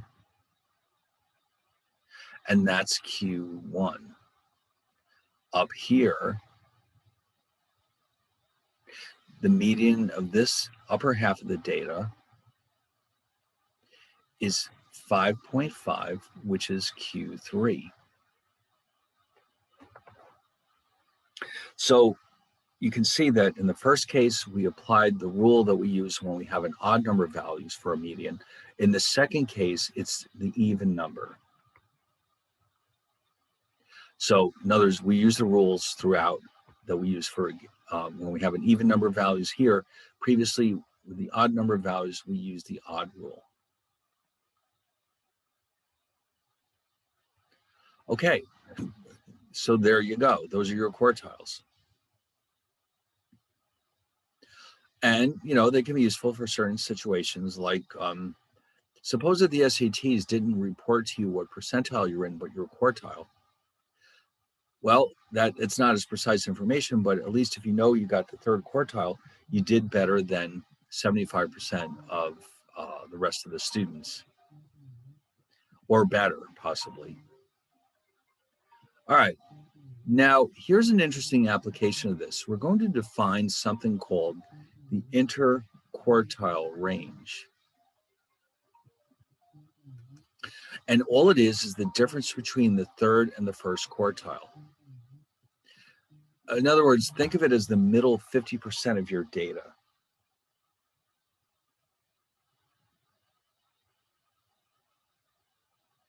All right, so remember, here's the minimum.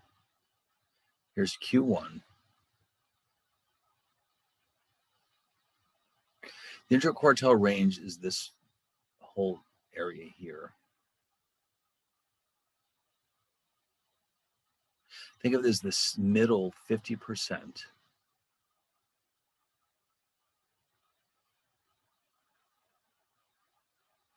of our data.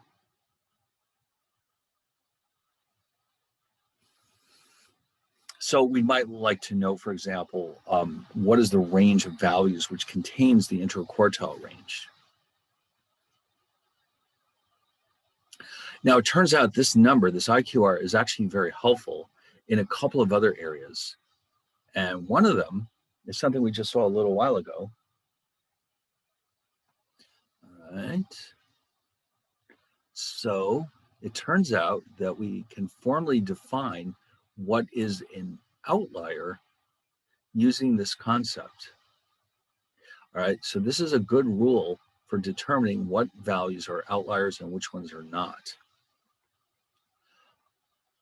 It turns out that within your sample or population, any elements that are greater than Q3 plus 1.5 times the IQR, or Q1 below Q1 minus 1.5 IQRs, could be considered an outlier.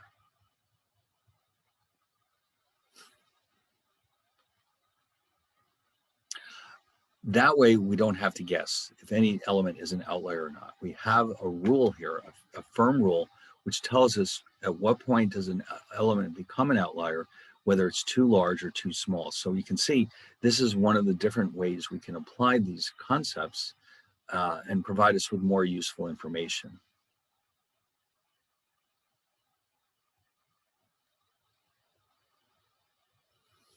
Pretty cool, huh?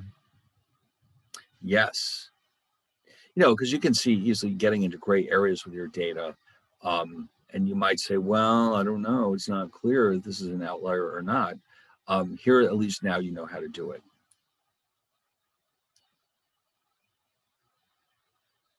In fact, you know, maybe what we could do here is make up a quick example. Example.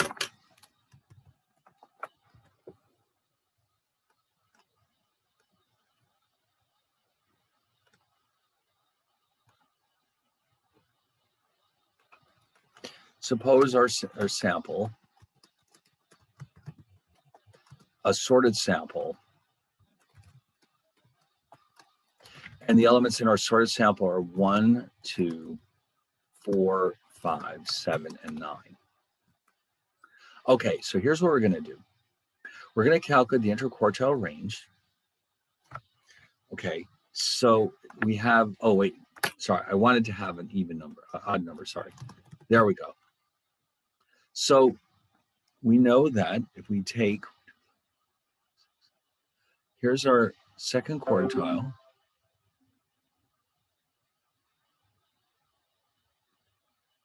And then within each of these two groups, this would be our first quartile, and this would be our third quartile. These are all medians. This is the median of the entire data set, and this is the median of the left half of the data and the right half.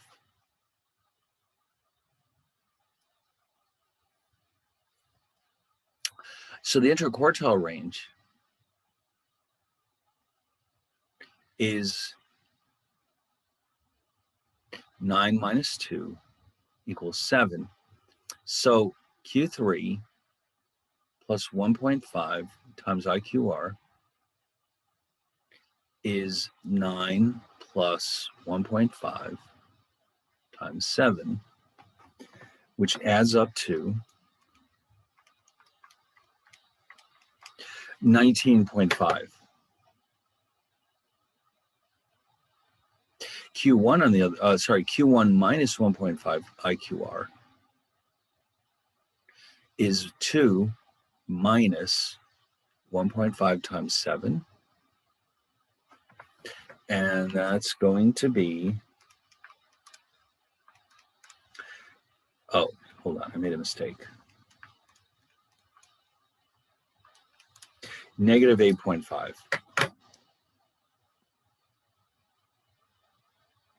So what that means is that if we had an element in our sample, any element less than negative 8.5 or greater than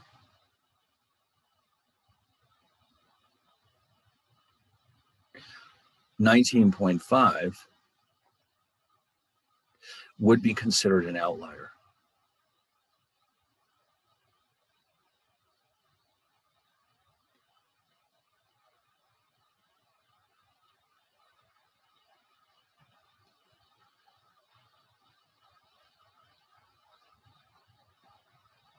So that's how we would know. Let's say this, I had another element in here, 22 or something. That would tell me that it is definitely an outlier. Or down here, I had negative 12 or something. So this is how we can tell. Okay, now the next measure of dispersion in our list, let me go back and revisit the list for a second.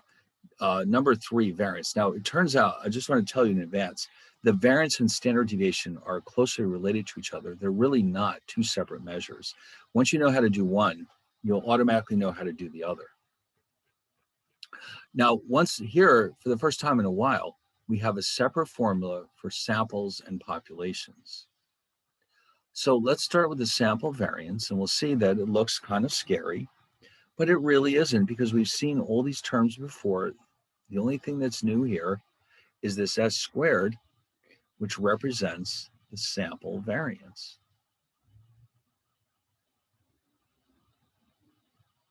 And this expression, remember earlier we went through the case of xi minus k squared. So we know how to do this. So this is actually not going to be all that difficult. It's just a question of being careful.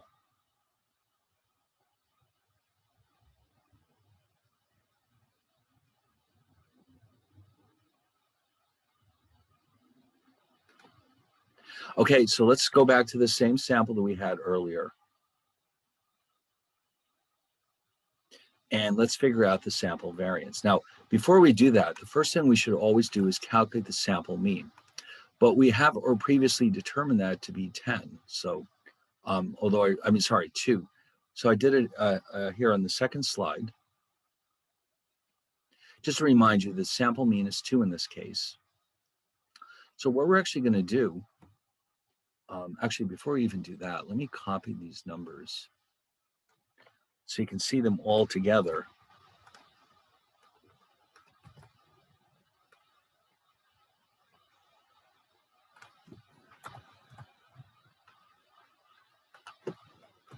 Okay, so what are we actually doing here? We go through all the elements, and in each case we subtract that 2, and then we square the results. In the denominator, we have 4, because if you notice, there's 5 elements, so therefore n minus 1 is just 4. So after this, what you'll have is 0 squared plus minus 3 squared plus 1 squared plus 3 squared plus negative 1 squared all over 4.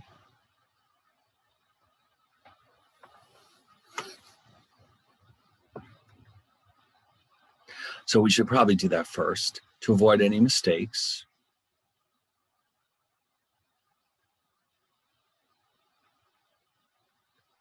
And then we can go ahead and solve for these. All right, let's just take a minute and catch up.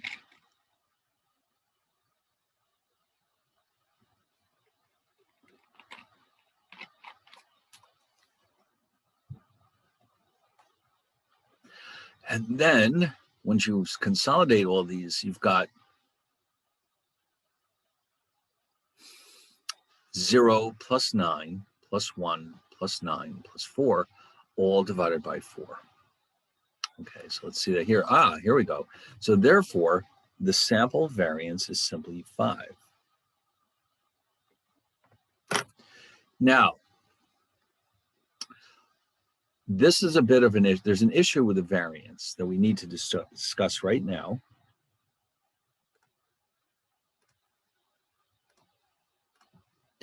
The variance, the usefulness of the variance is limited by the fact that it is measured in squared units. For example, if our data represent temperatures, then the variance is measured in degrees squared. Now that's not very useful, is it? To overcome this problem, the standard deviation was created, and the standard deviation is the square root of the variance. In other words, we don't usually use the variance for measures of dispersion because of that awkward detail with the squared units.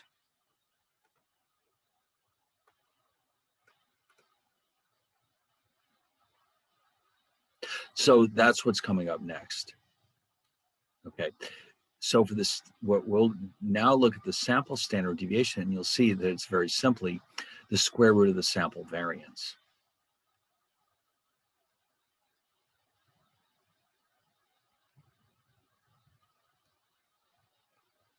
And most of the time we'll be using the standard deviation. But you do have to calculate the variance first to calculate your standard deviation. So since the variance in this example was 5, the standard deviation will be the square root of 5. Oh, and by the way, I've written it here. You can see it's just the square root of the variance. And then in our case, that would give us a result of radical 5, which is approximately 2.236.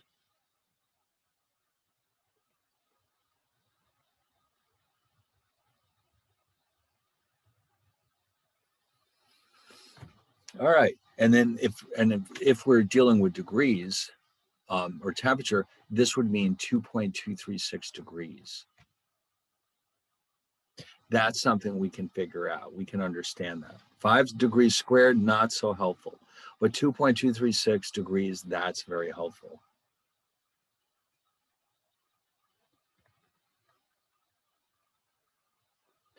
Now, I did mention before, there is a separate version of this formula for the population, but unlike with the mean, there is a slight mathematical difference between the population and the sample variance. So let me just quickly show it to you because we're running out of time. So I'll just sketch up here again the formula for the sample variance, so you can see the differences.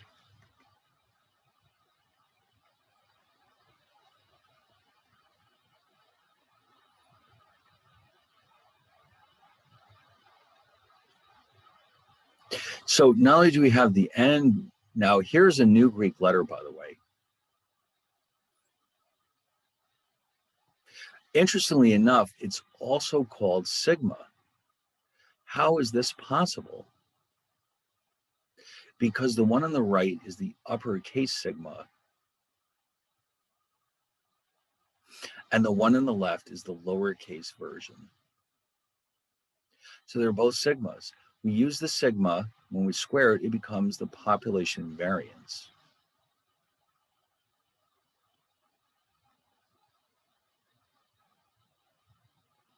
So the key difference is right here. In fact, I'll put arrows here. We're not just replacing the lowercase n with a capital N.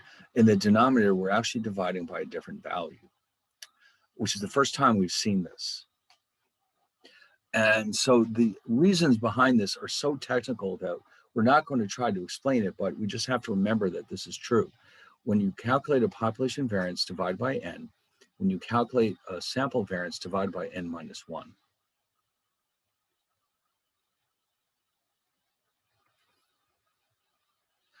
Okay. Now, I don't have a separate formula example of that here. We'll do that on the problem sets. But I do want to point out that the corresponding standard deviation for the population is simply the square root of this, as you can imagine. In other words, no matter whether we're dealing with a sample or a population, the standard deviation is simply the square root of the variance. And there it is. All right, so all we do is take the square root. And again, that gets rid of the issue of having squared units.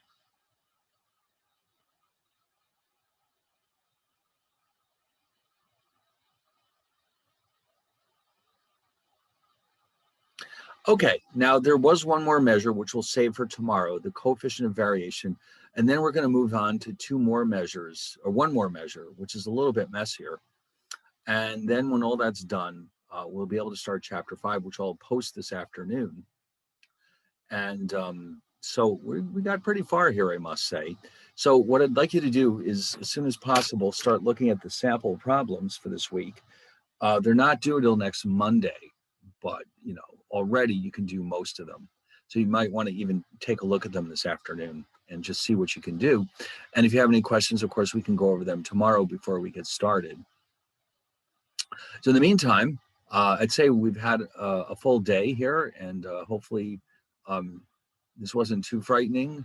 And you can see that it's a very complex field, but once you get used to it, after a while, you'll start to see that, you know what, it's just a series of calculations, and then we try to understand what the results are telling us. So, yeah, I mean, we kind of got through it like, if this was a normal full-length semester, we'd be like into like a week and a half worth of material here. So we're moving along quickly. But I hope that it makes sense to you as we go along here. All right, anyway, so if there's no last minute questions, I'll see you tomorrow, same time, same place. And all right, I guess no questions. Oh, here's one. Oh, it's a you're welcome. I'm glad. You're absolutely welcome. So yes, absolutely. So all right, I'll see you all tomorrow then.